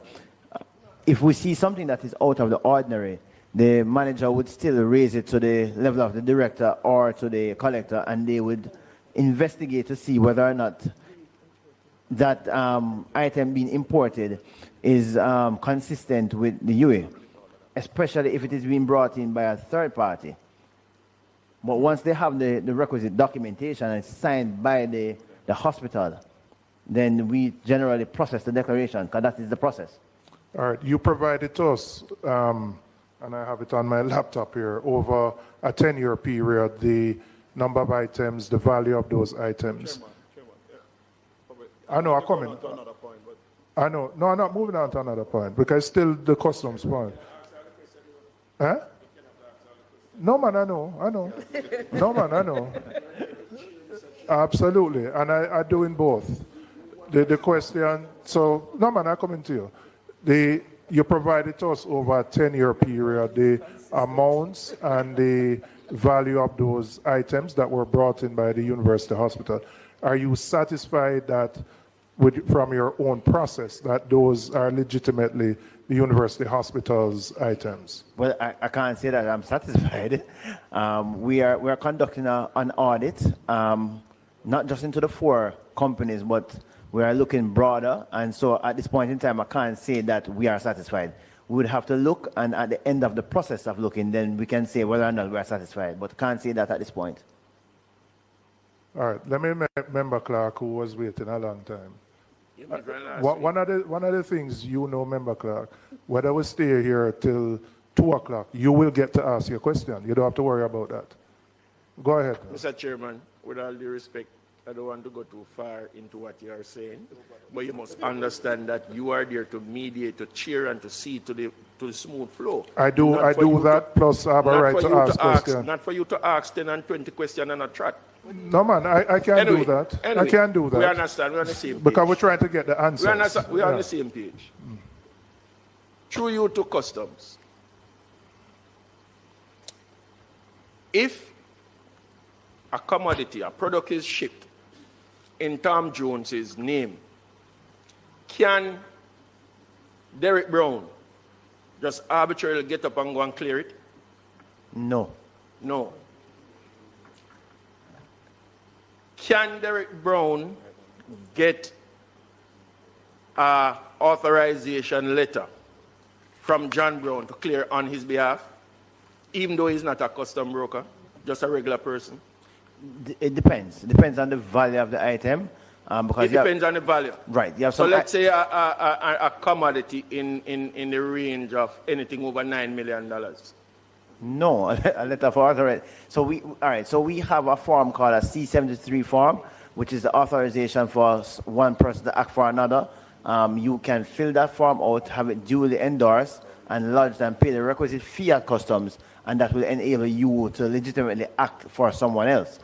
But if the item comes in your name, it still has to be cleared in your name, meaning it has to be your TRN, but the declarant can be that person who you have authorized. Have you ever received such form filled out by UWI, giving persons or another party the permission to clear on their behalf? I'm not aware of that. You're not aware of that. How do you accept checks for payment for goods? Is it that Kensal Limited can draw a check on their name and pay for goods for Polythermic Company? We don't take personal checks unless they are guarantee checks. Guarantee checks. You have to have like a bank guarantee with customs for us to take a personal check. Fine, let's say all of that is in place. What I want to know, can I take my company check and pay for something that belongs to Member Delano's company? No, what I'm saying is that you can take your company's check and pay for something that belongs to you. No, not me. Sorry. Delano's. So that's what I'm answering. I'm saying no. No, full stop. Right. So, customs would have had a situation that is before us. And I asked a question of the CEO last meeting if they were the one who paid for the shipment that is in question. And the answer, Mr. Chairman, through you, was no. But it is also provided in a document that some 10-point-something million was paid for some goods by a third party for UWI. Explain the process to us. Let us understand how you get from stage one of a check being presented to you to the final stage, which was accepted and goods turnover. I'm not sure if I understand your question. All right. All right, let me try and make it clearer. No, I think I understand, but I'm not understanding at the same time. So let me try and explain the process. So let me make it clearer so that All right. when you answer from a point of understanding. Fine. A certain commodity was imported. The tax exemption code for Everybody know already.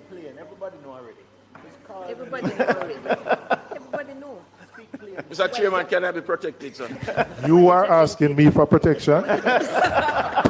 What's the distinction? You say I give you plenty rope, you know. Go on. Jack then Right.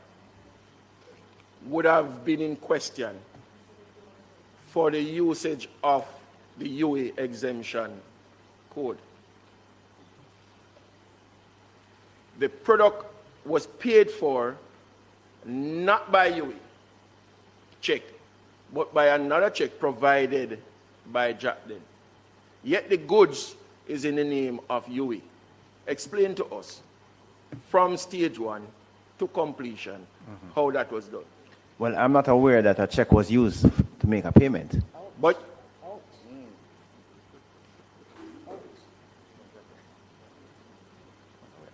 Mr. Chairman, I need a drink of water. Well, he drank. No, man, no, he still has more questions. Because he never. Mr. Benjamin. Yes, sir. Transfer.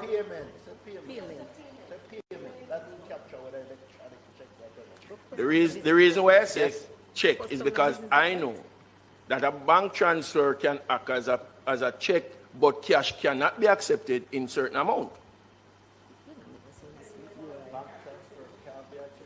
Anyway, direct your question to Mr. Benjamin. No? Direct the question to Mr. Benjamin. I want to understand, how was the goods paid for? By bank transfer, RTGS.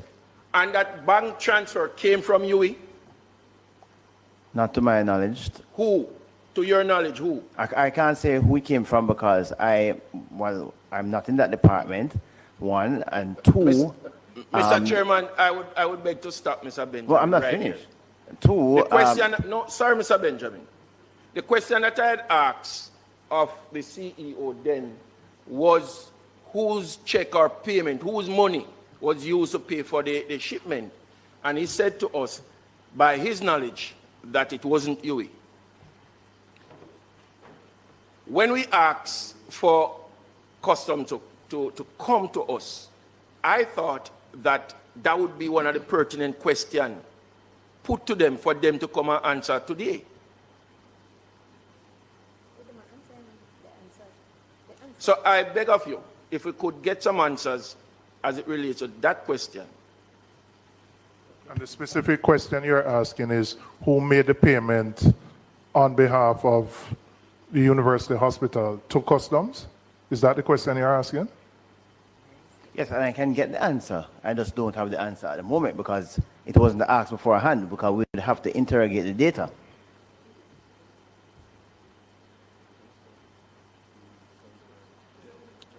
Waiting. Okay. So I'll wait until the answer. Okay, all right. Let me go to member Miller and then member Carencia. Just pull the mic closer to you when you're speaking. To customs, all four declarations received, were they signed by the CEO for exemption? Yes, they were by different CEOs. Are you in a position to say which ones were signed and by whom, which CEO?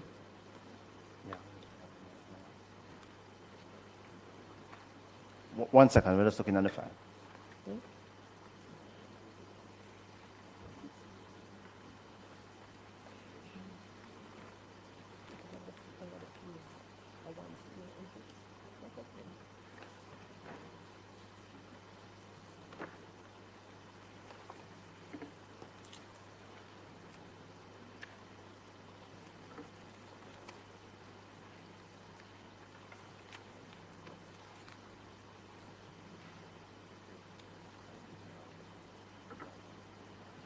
The Jatden's declaration was signed by CEO Kevin Allen.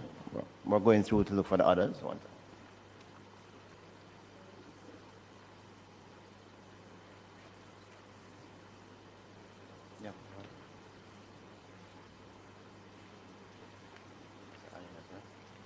Supreme Laundry's declaration was also signed by Mr. Allen. However, what we noted was that he demitted office in 2022, and the declaration was for the period 2023 to 2024. So he would no longer be in office when that declaration was signed. So we surmise that they had some pre-signed special declarations that were being used. But wouldn't that raise some kind of alarm at customs if the CEO is no longer there? No, but so first and foremost, we'd have to recognize that we would not necessarily know that the CEO is no longer there. So you have, in many instances, when there's a change of a CEO or a signing officer, those entities will inform customs. I didn't see anything to say that we were informed that there's a new CEO and here's a specimen signature of the new CEO. So let me ask you, sorry, 1 second. So your conclusion then is that there would have been pre-signed declarations that may have been blank that would have been provided to a broker to bring stuff in on behalf of the university hospital? Well, it's a reasonable assumption given the fact that the CEO was no longer there, and this shipment came pretty much a year after he has left. Very dangerous practice, if that's so. Go ahead, Member Miller. I want to go back to the board of UWI to just find out if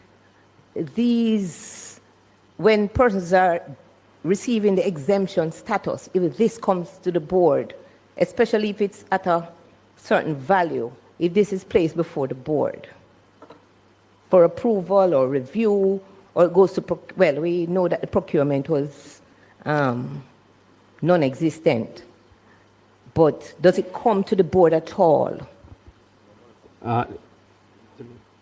There are no records to indicate that any of those exemptions came to the board for approval.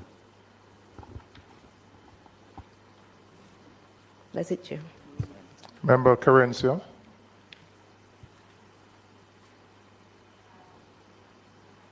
It's not on. Thank you, Chair. What I want to know, would this have been the first time that Jatden was granted this exemption?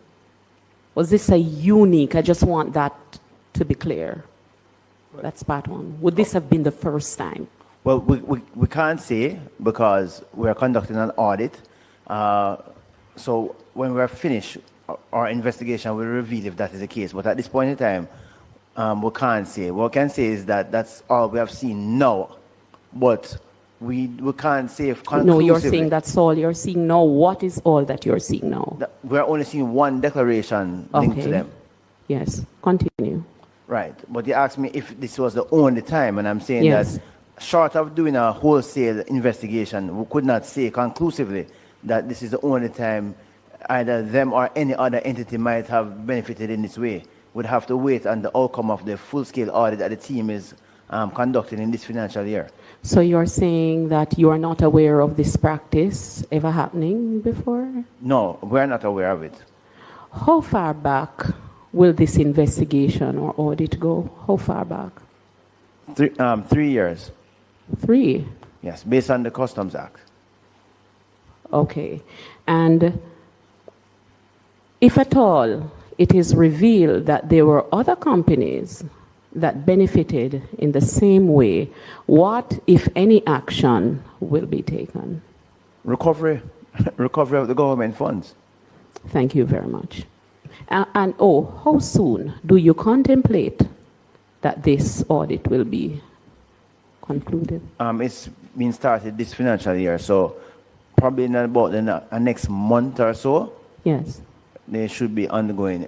It's a massive audit, and so we're breaking it out into, I think it's 4 teams to tackle this audit. Permit me, Chair.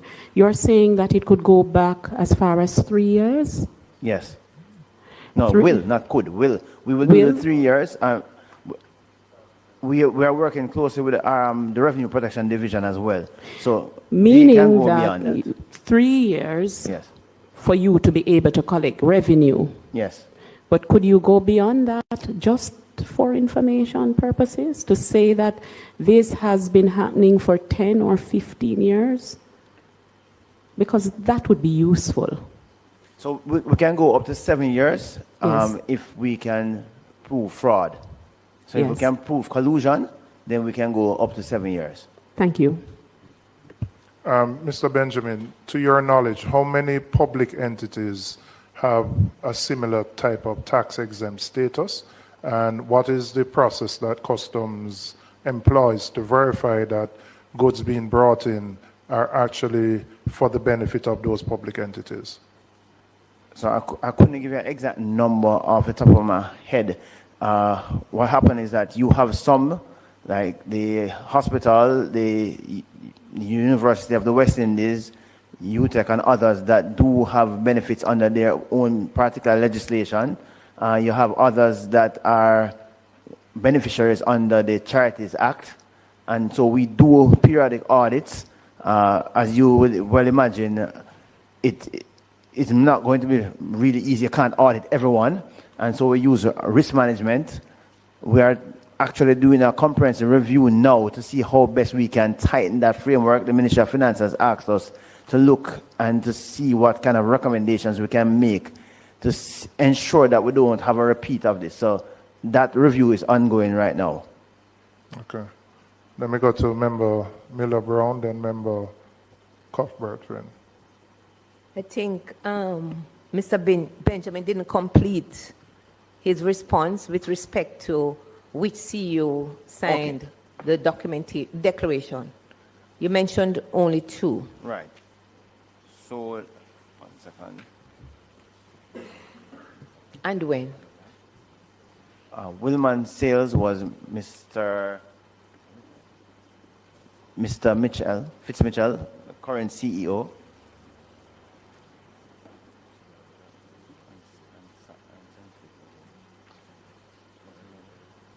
And Scientific and Medical Supplies Limited was also Mr. Mitchell. And when? 1 second.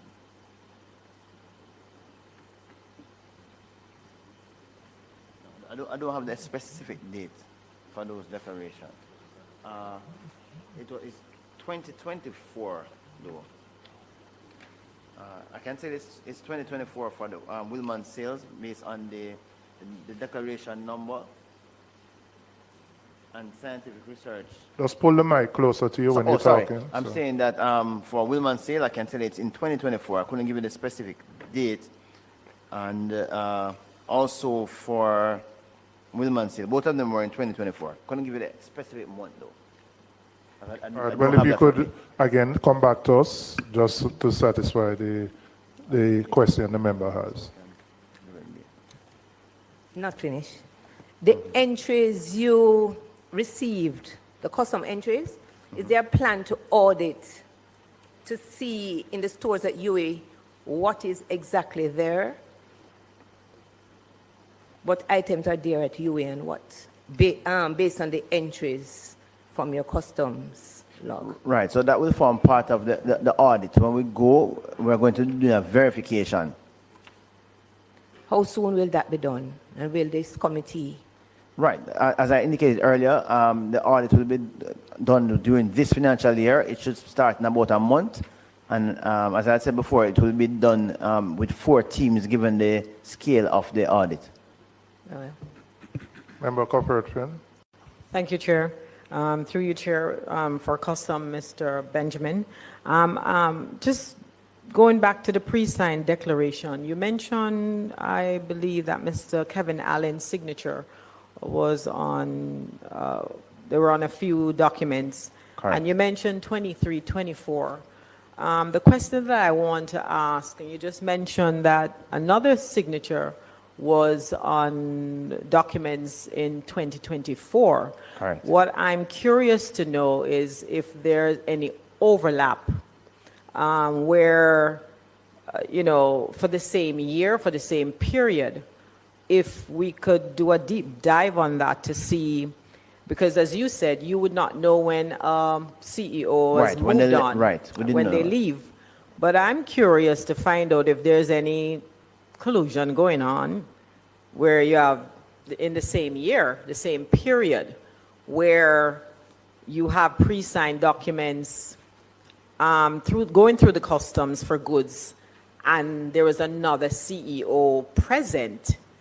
That would be my question, and I would love to know if you can get the correct dates for me and for the committee to see if there's any overlap of CEO signature on any goods that was brought in and through the customs. Okay, we're making the notes and we'll have the answers for the Right. next. I would love to know that. Thank you. Can I ask, can charitable organizations, a registered charity, can they bring in items on, let's say they want to donate medical supplies to a hospital? If they bring those items in, would they be eligible to get the tax exempt status? It depends on the charter that they are set up for. So if you're a charity to provide healthcare services or to give to the health industry, then you could. But if you are a charity for, say, a church-based charity, then no. We would say that's not in keeping with what you are established to do. So the officers actually look through to see what was the purpose of the charity when they're approving the items being imported by the charity. But if they are set up to assist the hospital or to seek medical equipment for public hospitals, they could get the benefit and they could give it duty-free to the hospitals. Okay.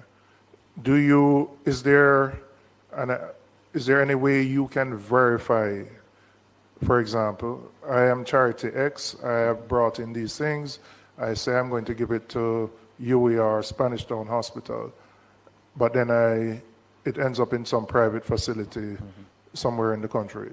You have any way of doing your checks and balances on that? Well, it will be the audit. So we do periodic audits. If they come up in the audit plan, I'm not going to tell you that we're able to audit 100% of them, but we do periodic audits. Okay. And I mean, we have audited some charities where we have assessed some and told them that they need to pay back sums that they have benefited from. Based on when we went in and looked at their records, we said, no, this record is not consistent with the purpose and how you have distributed the item. They couldn't provide proper documentation as to how they would have disposed of the items. And so we would have assessed them for sums. Given the issues with the signatures of former CEO who may, and I can only say may, have pre-signed a form, have you strengthened your own processes to verify that signatures coming from, whether it's from UA Hospital or other entities, are actually consistent with the authorized individual who can allow the importation of those items? Well, to be honest, it's going to be a challenge once you see an authorized signature. We can call to the verification, but what we're really looking at is to see how best we can work with the Ministry of Finance to streamline some of these processes to ensure that there is no abuse using technology rather than manual documentation. Ms. Blake, I don't know if you can help us from the perspective of the Ministry of Finance. And I was at the forum you were at last week where we're looking at the illicit trade and the lost revenues. I mean, this is important in terms of protecting the government's revenues. Do you know, Ms. Blake, or the officials from the Ministry of Finance, the extent of how many entities actually have tax-exempt status? And has there been any determination, review, assessment about the use of those tax-exempt statuses?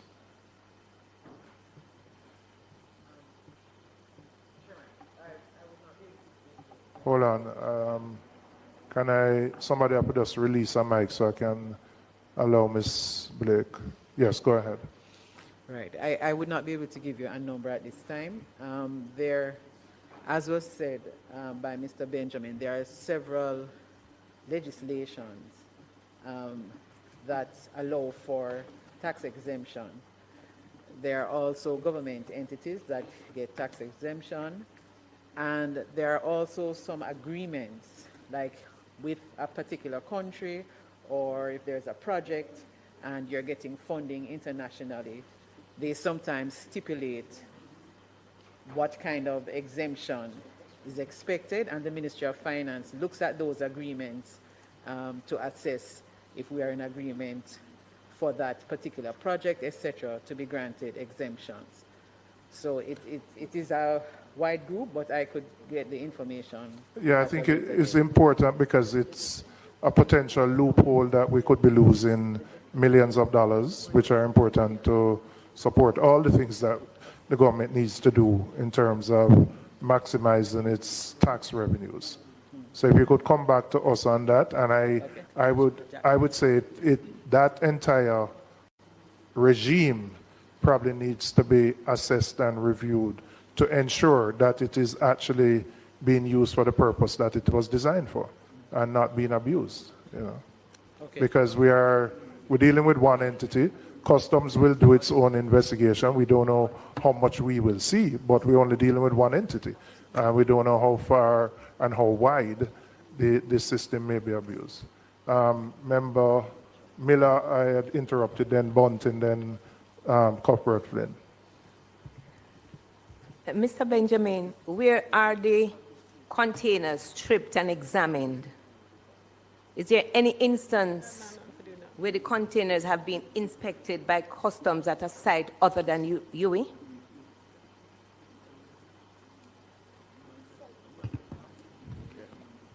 Yes. It is possible. I can't say no. You have approved sites. UE is an approved site, and containers that leave from the port should go to the approved site. There might be extenuating circumstances that might necessitate going to another site, but it should be documented. But for all intents and purposes, the container should go to the site that is approved.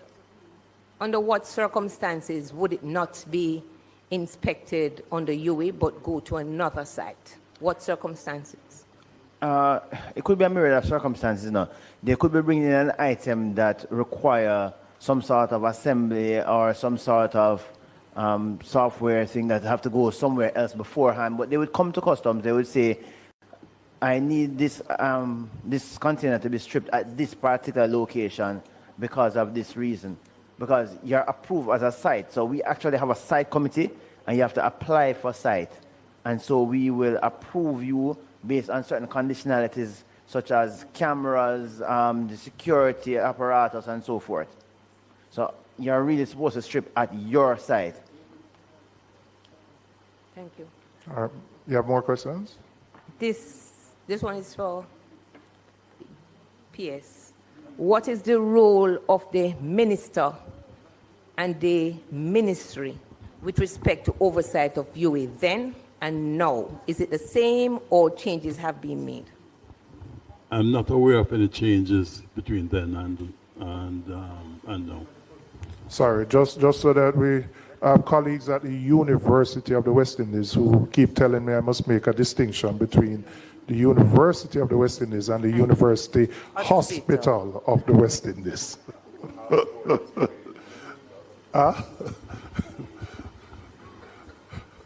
I think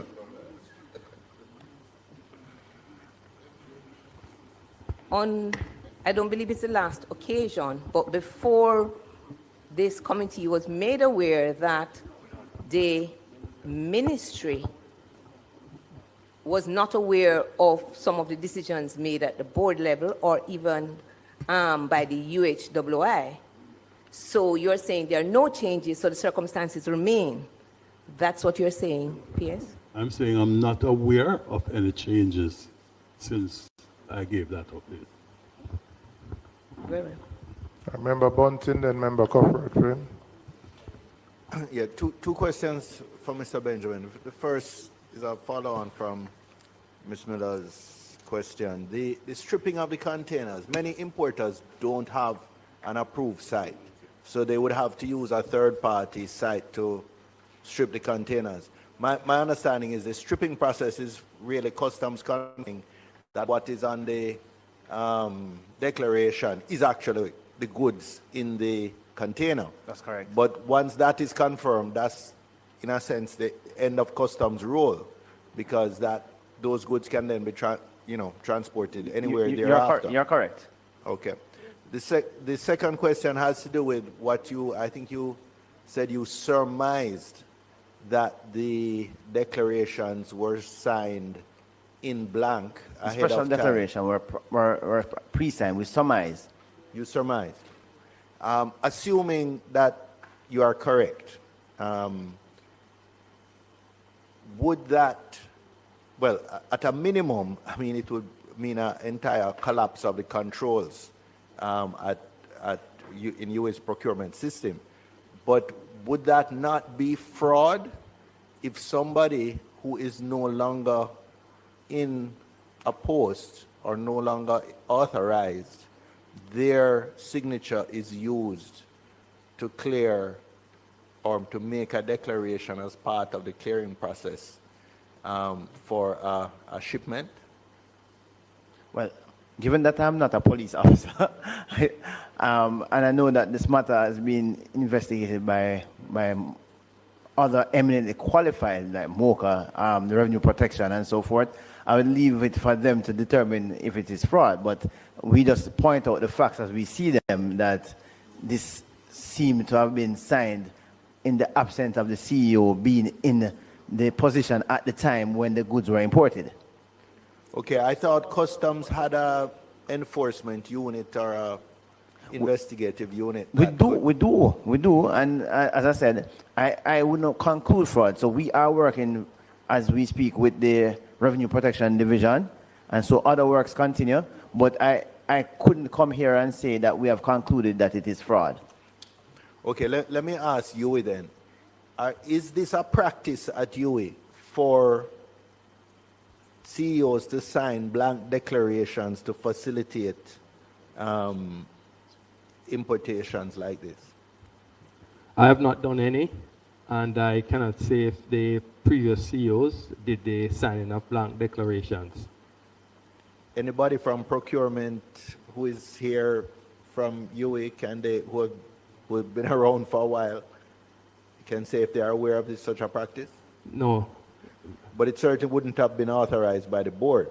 No. Well, as I shared before, the use of this tax exemption status, all the records indicate that these things were not brought to the board for any approval or for their knowledge. Okay, thank you. Member Corporate Prin. Thank you, Chair. Just to go back, I also wanted to find out the shipment for Jack then. What year was that? And was that the signature? You mentioned Mr. Allen's signature. So I'd want to know what year that was.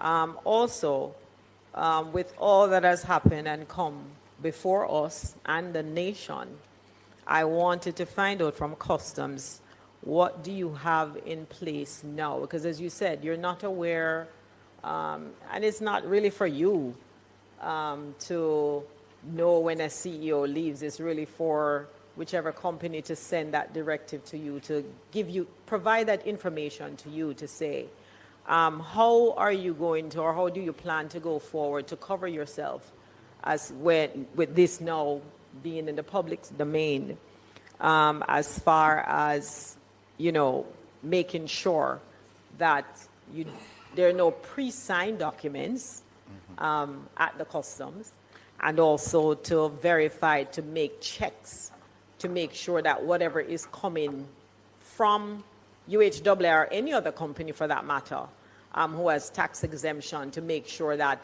it is the CEO who is now in place, that's the approved person. I want to know, just to go forward, as to what do you now have in place at customs, And again, the year that Jacqueline's shipment was cleared with Mr. Allen's signature on that. The year was 2024. In relation to And that, Mr. Allen left when? 2022. So Mr. Allen left in 2022. However, and you're talking 2 years. So that is why it's important for me now to find out that overlapping. Right. It is very important for the nation to find out. Because did UA make any other purchase during those years with another signature on? That is concerning.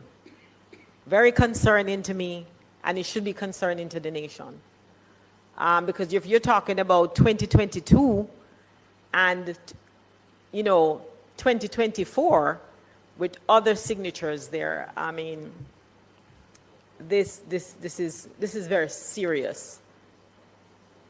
And so if I would want to know, what do you have in place now at the customs? Because we need to protect our board. We need to make sure that that is protected. Right. So in regards to UA, we are well aware as to whose signature to look for now. But beyond that, we are conducting a review because we want to move from the almost manual basis in which it is done and to look at a more electronic system similar to what occurs with, for example, when you apply for a concession as a government worker and it comes through a system. So we want it to be more system-based, where when the hospital is sending something, it's actually coming through a system and it's being written off. That way, in terms of even for asset management and so forth, the Ministry of Health can know exactly that the hospital is buying these items. They can have a real-time listing of what is being cleared through customs, and so will the Ministry of Finance as well. So the recommendation that we are going to be making is that we're going to be looking to move towards an electronic interface, because we do have a SCUDA system which allow for electronic interface. We use it now for our licensing and permit regimes. We already use it with the Ministry of Health for various permits, and along with the Trade Board and other entities. And so we think that this is where we need to go. Right. I am aware of that SCUDA system. So so you will have a more robust system in place to make sure that this doesn't happen. Correct. For you, Mr. Acting CEO, you have a very, they're eminent people on the board, and I know that persons. What will be in place for future, or what's happening now? Because I know that not everything may come to the attention of the board, but what will be in place to make sure that these things, when it comes to pre-signed, to make your checks and balances to balance out, to make sure nothing is going on in other places, that persons are doing things behind the board's back. What are you putting in place to ensure that this doesn't happen again? Okay, thank to you, Mr. Chair. The board, Mr. Patrick Hilton is the chair, and with the approval of the board, we are setting up a procurement oversight systems within the board to look at various things, including that, and they are supposed to be putting together the terms of reference in order to have a greater oversight by the board of the whole procurement procedure, the whole procurement of items on an ongoing basis. Okay, thank you, Chair. Just a question. Is the tax-exempt status allowed where a government entity, ministry, agency, or department is the importer, but it is procuring those items through the award of a contract to a private entity?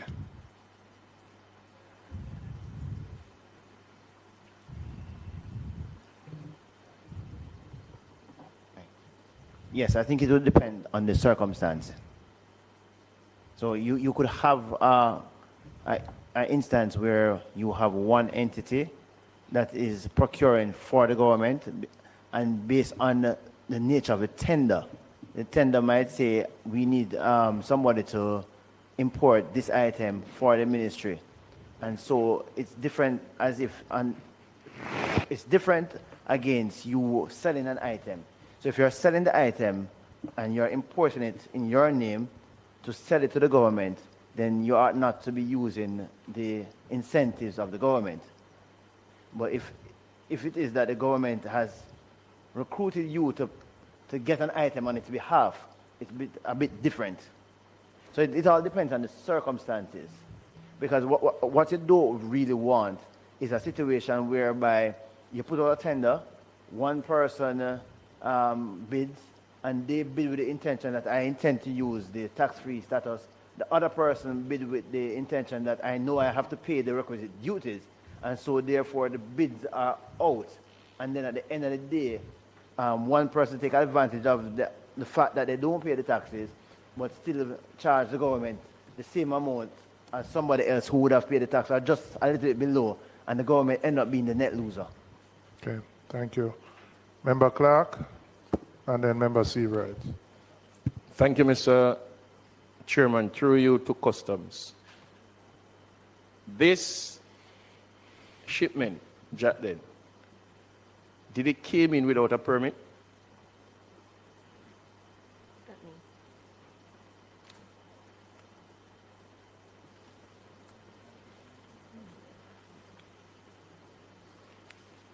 One second, I'm just checking to see if there's any item on it that requires a permit, because not all shipments require permits.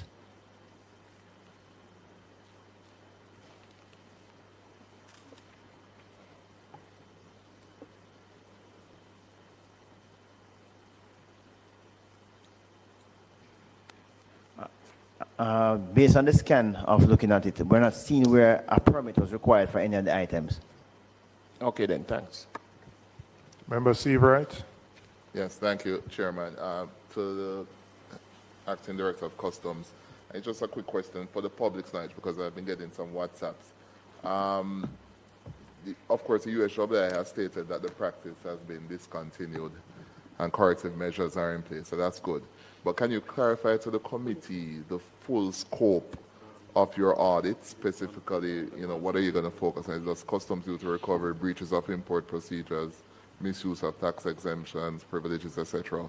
Or is it just broader institutional compliance issues? What's the focus of that? No, well, we wouldn't be focusing on the institutional compliance level, because that would be more for their internal audit, and the Auditor General has already done that and continue to do that. We will be focusing on revenue recovery to see whether or not there has been any misuse of the benefits that have been accorded. The Auditor General did highlight 4, and so we have moved to deal with those 4 at the front end, and we are going to be doing work to see if there is more beyond the 4, and to see how best we recover the revenue. We would have assessed for the first one, for Jatden. We would have sent the assessment to the UE. We would have also indicated to them that there will be a breach, because there is a breach of the Customs Act, because there has been a false declaration. And so we will move in that regard to recover what has been lost from the government of Jamaica. And just for the interest of the public, how long will this audit process go for? The broader audit? Yeah. The broader audit should be wrapped up within the financial year, as I indicated earlier. It will start within a month, and we have 4 teams that are dedicated to it. So it will wrap up maybe before the end of March next year? Yes. Okay. And then another one for you.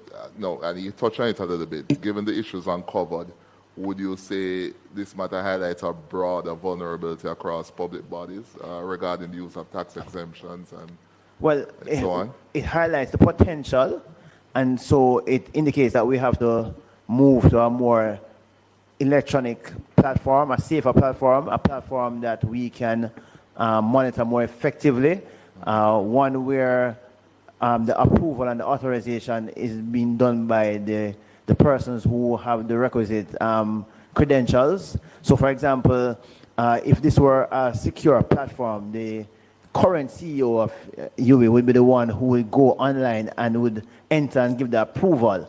And so there would be no argument as to oh, you're using a signature for somebody who was no longer there because that person would no longer have access to that system. So that's why we want to move to an electronic platform.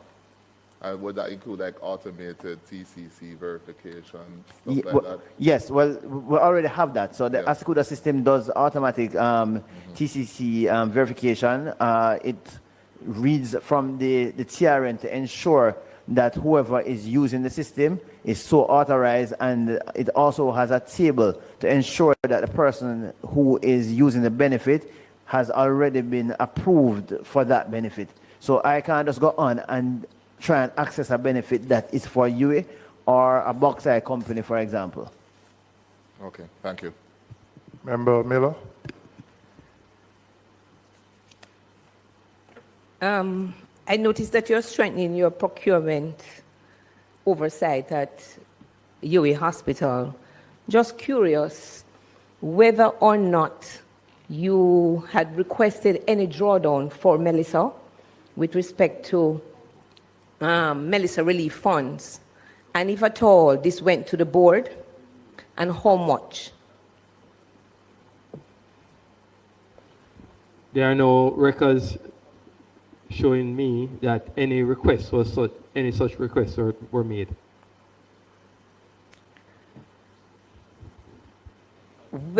So you're saying that no request was made to the board to assist with I cannot Melissa? confirm at this time, but I don't have any records of a request from the board for that. Mr. Chairman, it's interesting that the CEO would say that, as I was made aware that there was a request sometime in November for Melissa relief funds, Mr. Chair. So I'll allow the CEO to probably do his checks. Again, that brings to light the oversight of UHWI. Well, I think the CEO it would have predated his incumbency at the time, but if you can do the research and come back to us on that. I will do that, Mr. Chair. And if you could also get the figure of how much was spent? How much was spent and who did that audit to see what damage UHWI received to warrant the request, and whether or not the board approved that request.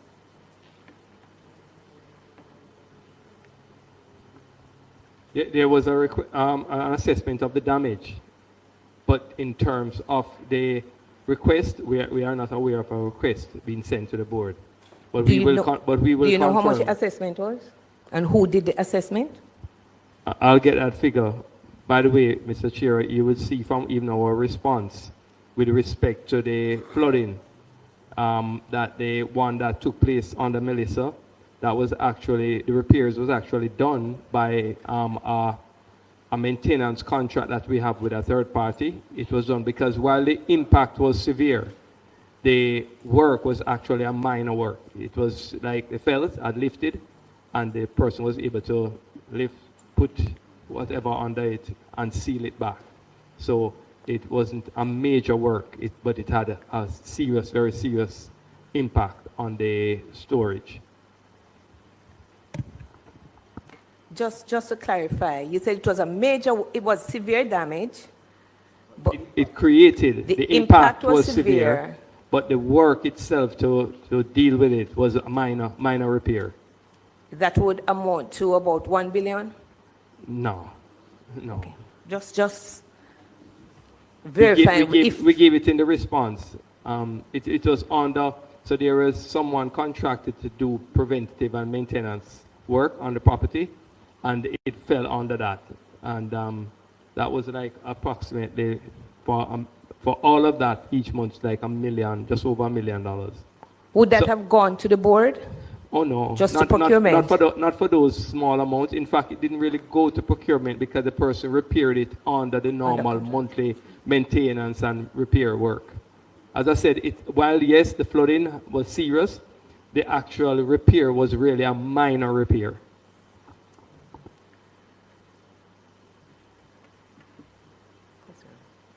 Any more questions, Member Miller or Member Bunting? I'll come back. I'll come back in a minute. You'll come back? Okay. Mr. Benjamin, much earlier you had mentioned that there was a special code for imports made for UE, for University Hospital.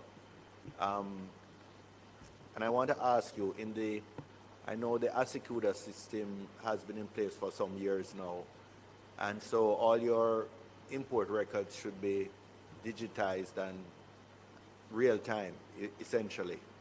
Is there a way for the public to get the customs import information? So if, say, I wanted to look at a particular tariff code, medical equipment, for example, or livestock feed or cooking oil, is there a way for that the public can access those? I'm not talking importer-specific data. I'm talking just the broad categories of imports on the respective tariff codes. Is there a way for the public to access that? Statin. So we do a data dump to Statin because they generally provide that as a service.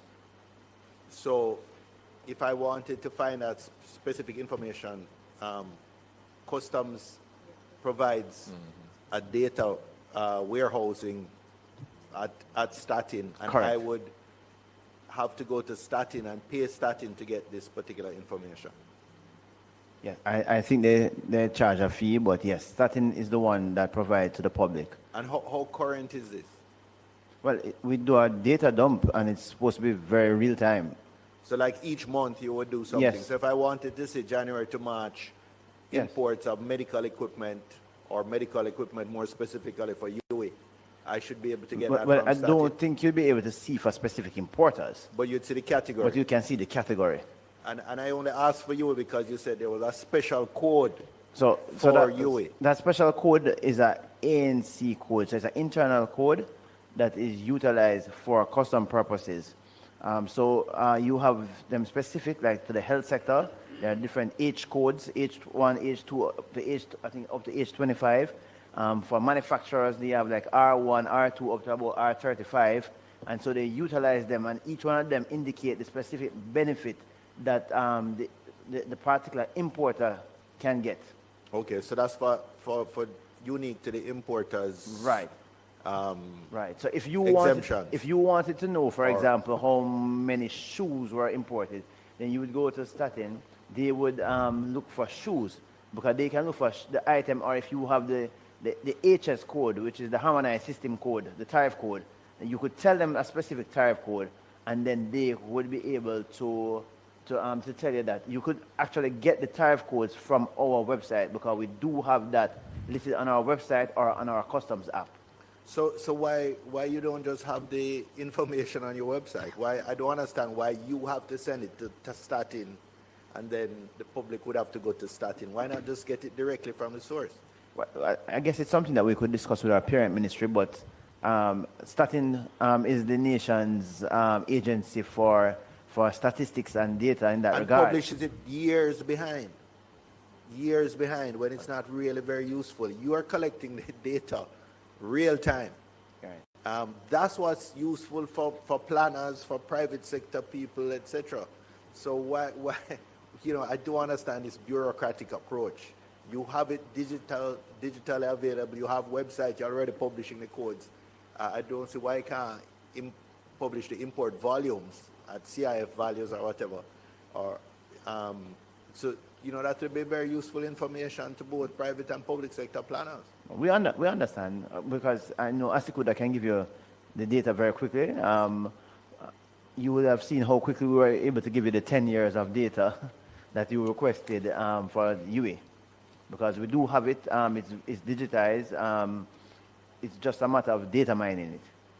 So we can data mine to specific things, we can data mine to commodities, we can data mine to commodities from specific regions, from specific importers, from specific industries. The system is really a very, very, very good system. It is, and I'm impressed with the capacity of the system. I'm just saying, if it has that capacity, why not make it available to the country?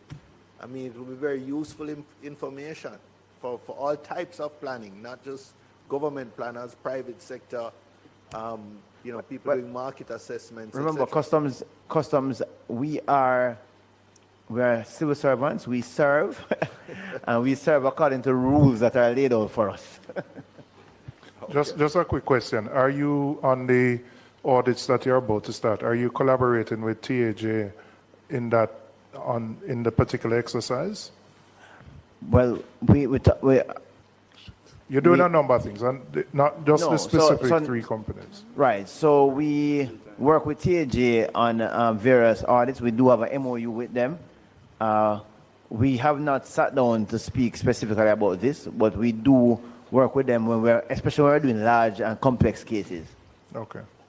Well, Member Seaver. Well, as a follow-on then to the chairman's question, before this Auditor General audit of the UHWI, had this or similar cases involving third parties benefiting from a public institution's tax-exempt status ever been flagged by customs as a matter of concern? I'm just curious. Not to my knowledge, but I mean, we've had misuse whereby the beneficiary would have brought in items that we felt upon audit was contrary to what the intent of the legislation was, to give them that benefit, and we would have assessed them and recovered sums. Okay, thank you. Member Miller. I know the Auditor General is doing a separate Melissa audit, but I'm going to read a document for the persons at UHWI and ask you if you're aware.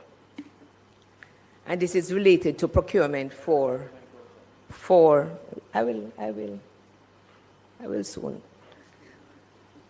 Damages related repairs and replacement costs, Hurricane Melissa. Hurricane Melissa caused widespread infrastructural damage across UHWI clinical, administrative, and support facilities. The storm compromised structural safety, interrupted operations, and rendered overall critical areas non-functional. Immediate repairs and replacement are required to restore full service delivery and ensure patient and staff safety. The total estimated cost of repairs and replacement is $913.8 million. Was this presented to the board? Are you aware of this document? I have no record to say it came to the board, but I will investigate and let you know. Please do, because I'm aware that I was made aware that this document was a document sent to the board and acknowledged. He will do the relevant investigation. What's the point of order, member? Yeah. Member Miller, if you reference in a document, you have to indicate the source of it. It is a document prepared and presented to the board, Mr. Chair, November 2025.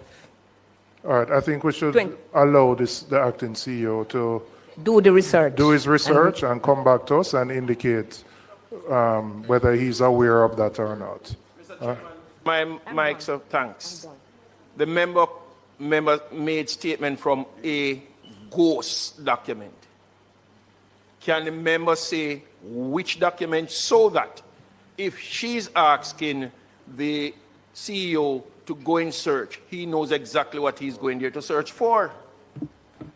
It was a document submitted to the board November 2025. Is there a title to the document? I'm not aware as it's a document presented, and I'm sure that it would be in the board document. I'm sorry. It's a document presented to the board November 2025. Mr. Chairman, I observe the member reading from a script on a telephone. It means that whosoever sent it to her or the research that she would have done would have stated a title. Clearly, Mr. Chairman, something is not right. Tell us, let us know exactly where you get it from. It's not only the CEO who wants to do research. I would like to research the document just the same. Mr. Chairman, the CEO is the representative here. No, Mr. The acting Chairman. CEO is No, the Mr. representative Chairman. here, and Hold he on, has hold taken on. the responsibility No, but to you do need the to stop the research. memo and tell her, son, so you go. To do the research, Mr. Chair. He has Mr. taken Chairman. responsibility Hold to on, do hold the on, hold on. research. The member has raised an issue of some information which has come to her attention. By She has way of asked, that has come to her attention. Mr. She Chairman, you has know asked- better, you know. You know She better. has raised an issue with information which has come to her attention, and she has asked the CEO, who has committed to doing the research, and come back to us and confirm So what the CEO is going to look for? whether what has been said is so or not. What is so? it that he's going to Yes. look for? Right? Okay. I don't No, know that we can go she further can just with the pass it matter. to the CEO. The We as acting members need to CEO know. said he'll do his research and come back and report whether it is so or not. If it is not, so it's not. If it is, it is. No, All right? Mr. Chairman. Mr. What? Chairman, you're not leading. Just permit me. The standing orders does not provide for a member to read from a statement and present it to the Parliament. The standing orders does not provide for that. So we have to follow the rules. And she has raised, Yes, it Member does Frank, not. she It does raised a not. question of some information that was brought to her attention. No, it can't come some under the standing orders. You can't. It does not provide for that. The standing orders does not read it. It does not provide for that. The issue that was raised related to some post-Melissa. no. Hold on. The issue that was raised related to some post-Melissa expenditure, as I understand it. The member has asked some questions, right, based on information that may have come to her. This acting CEO was committed to, he's not aware of it. He said he'll do his research and come back to us. No, Mr. Chairman. I mean, no. But we can't go further with it. So we should not accept it. Accept what? We have to be guided But by the she has standing orders. asked questions related to, she has asked, board, that's what she has asked. No, you are saying it the correct way. Mr. Chair, Yes. if I may. Mr. Can we just quiet down a bit? You know better than that. I see something. I'm not sure. One second. Yeah. I'm not sure if this is the document that the member is inquiring about. I see it here on page 3, post Melissa repairs to UHWI. The committee requested details on the amounts spent on the repairs. The answers provided in table below. The contractor engaged, the answers provided in the table below, and so on. Ward 4 repair, roof repair, who the contractor was, if it was direct contracting or what that was. I'm not sure if this is what she's speaking of. Is this what you're speaking of, member? In addition to that. In it's addition the to submission this, to, this was raised here, but I am requesting specifically to the document, which November document? 2025. No. You have to be very specific now, because questions were asked in the last meeting about post-Melissa repairs to UHWI, and those answers were given to the committee in regards to the post-Melissa hurricane damage that we ask in this committee. No, I'm not speaking to you, I'm not speaking to you. I'm speaking to her to respond. Why are you trying to stifle the member? I'm speaking to her to respond. Yes, Speak to the yes, chair. yes, Chairman, yes. what I'm asking, Yes. she mentioned that it is in addition to. Yes. I'm now asking, in addition to these questions, I'm asking now the member to tell us what is the question that she's asking in regards to the document What I from heard her ask 2020. is if there was a submission to the Right. board for expenditures amounting to $900 million post the hurricane. Yes. And Right. the So CEO that- has, okay, so that is in addition yes, to and the this. CEO has And said he it will touches on do so there's his no contention, research. you know. I just wanted to find out exactly the question Yes, and the that she's CEO, asking. acting CEO has said he doesn't know, but he will do his research and come back to us. So we'll wait on the update on that. All right, thank you. Members, are there any other questions? Yes, Member Clark. Through you to customs. I am reading from an interview with the Sunday Observer, the director of Jacqueline. In it, he said he told the Sunday Observer that it had been incorrectly reported that the UE imported the dialysis machine for Jacqueline. According to Gordon, the machine had already arrived in the island when the company was then informed that it needed an import permit from the Ministry of Health, which could not be processed in the time that was available to Jacqueline. Through you to Mr. Benjamin, are you aware of the situation that the machine came in without the necessary permit? No, I'm not aware of that. Can you do your research? I will do my research. Thanks. But sorry, that's what I do. Even if it is that an item came in without a permit, if it is in the hospital name or individual name, it's still a breach. It's still a breach. Yeah, it's still a breach. We'll do our research. Our members, are there any other questions? I think there's a 12:30 committee meeting here. We'll have to wrap up. I want to get the answer, Mr. Chairman, because then there are going to be follow-up questions to the situation of a breach. So we'll wait until that Yeah, comes. he said he would do his research and come back to us.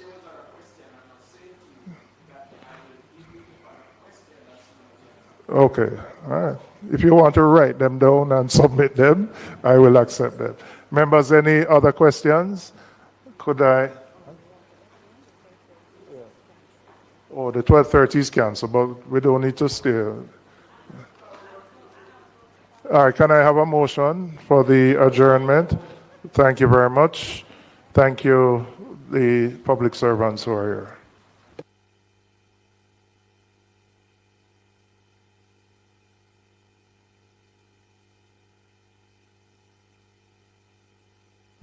Sorry, the date of our next meeting would be May 12th. Okay? Thank you.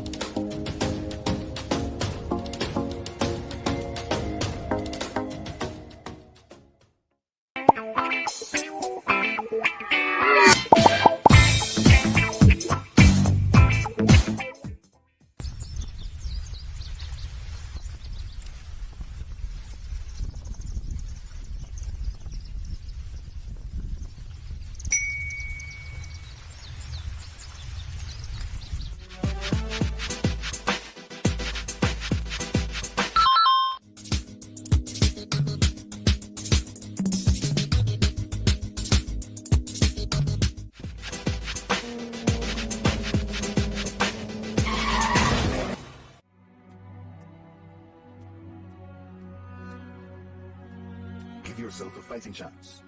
Wear an approved helmet. A message from the Road Safety Unit in the Ministry of Transport and Mining. What's the state of education in the digital age? Find the answers in the new season of Piccadilly Talks, Wednesdays at 6:30.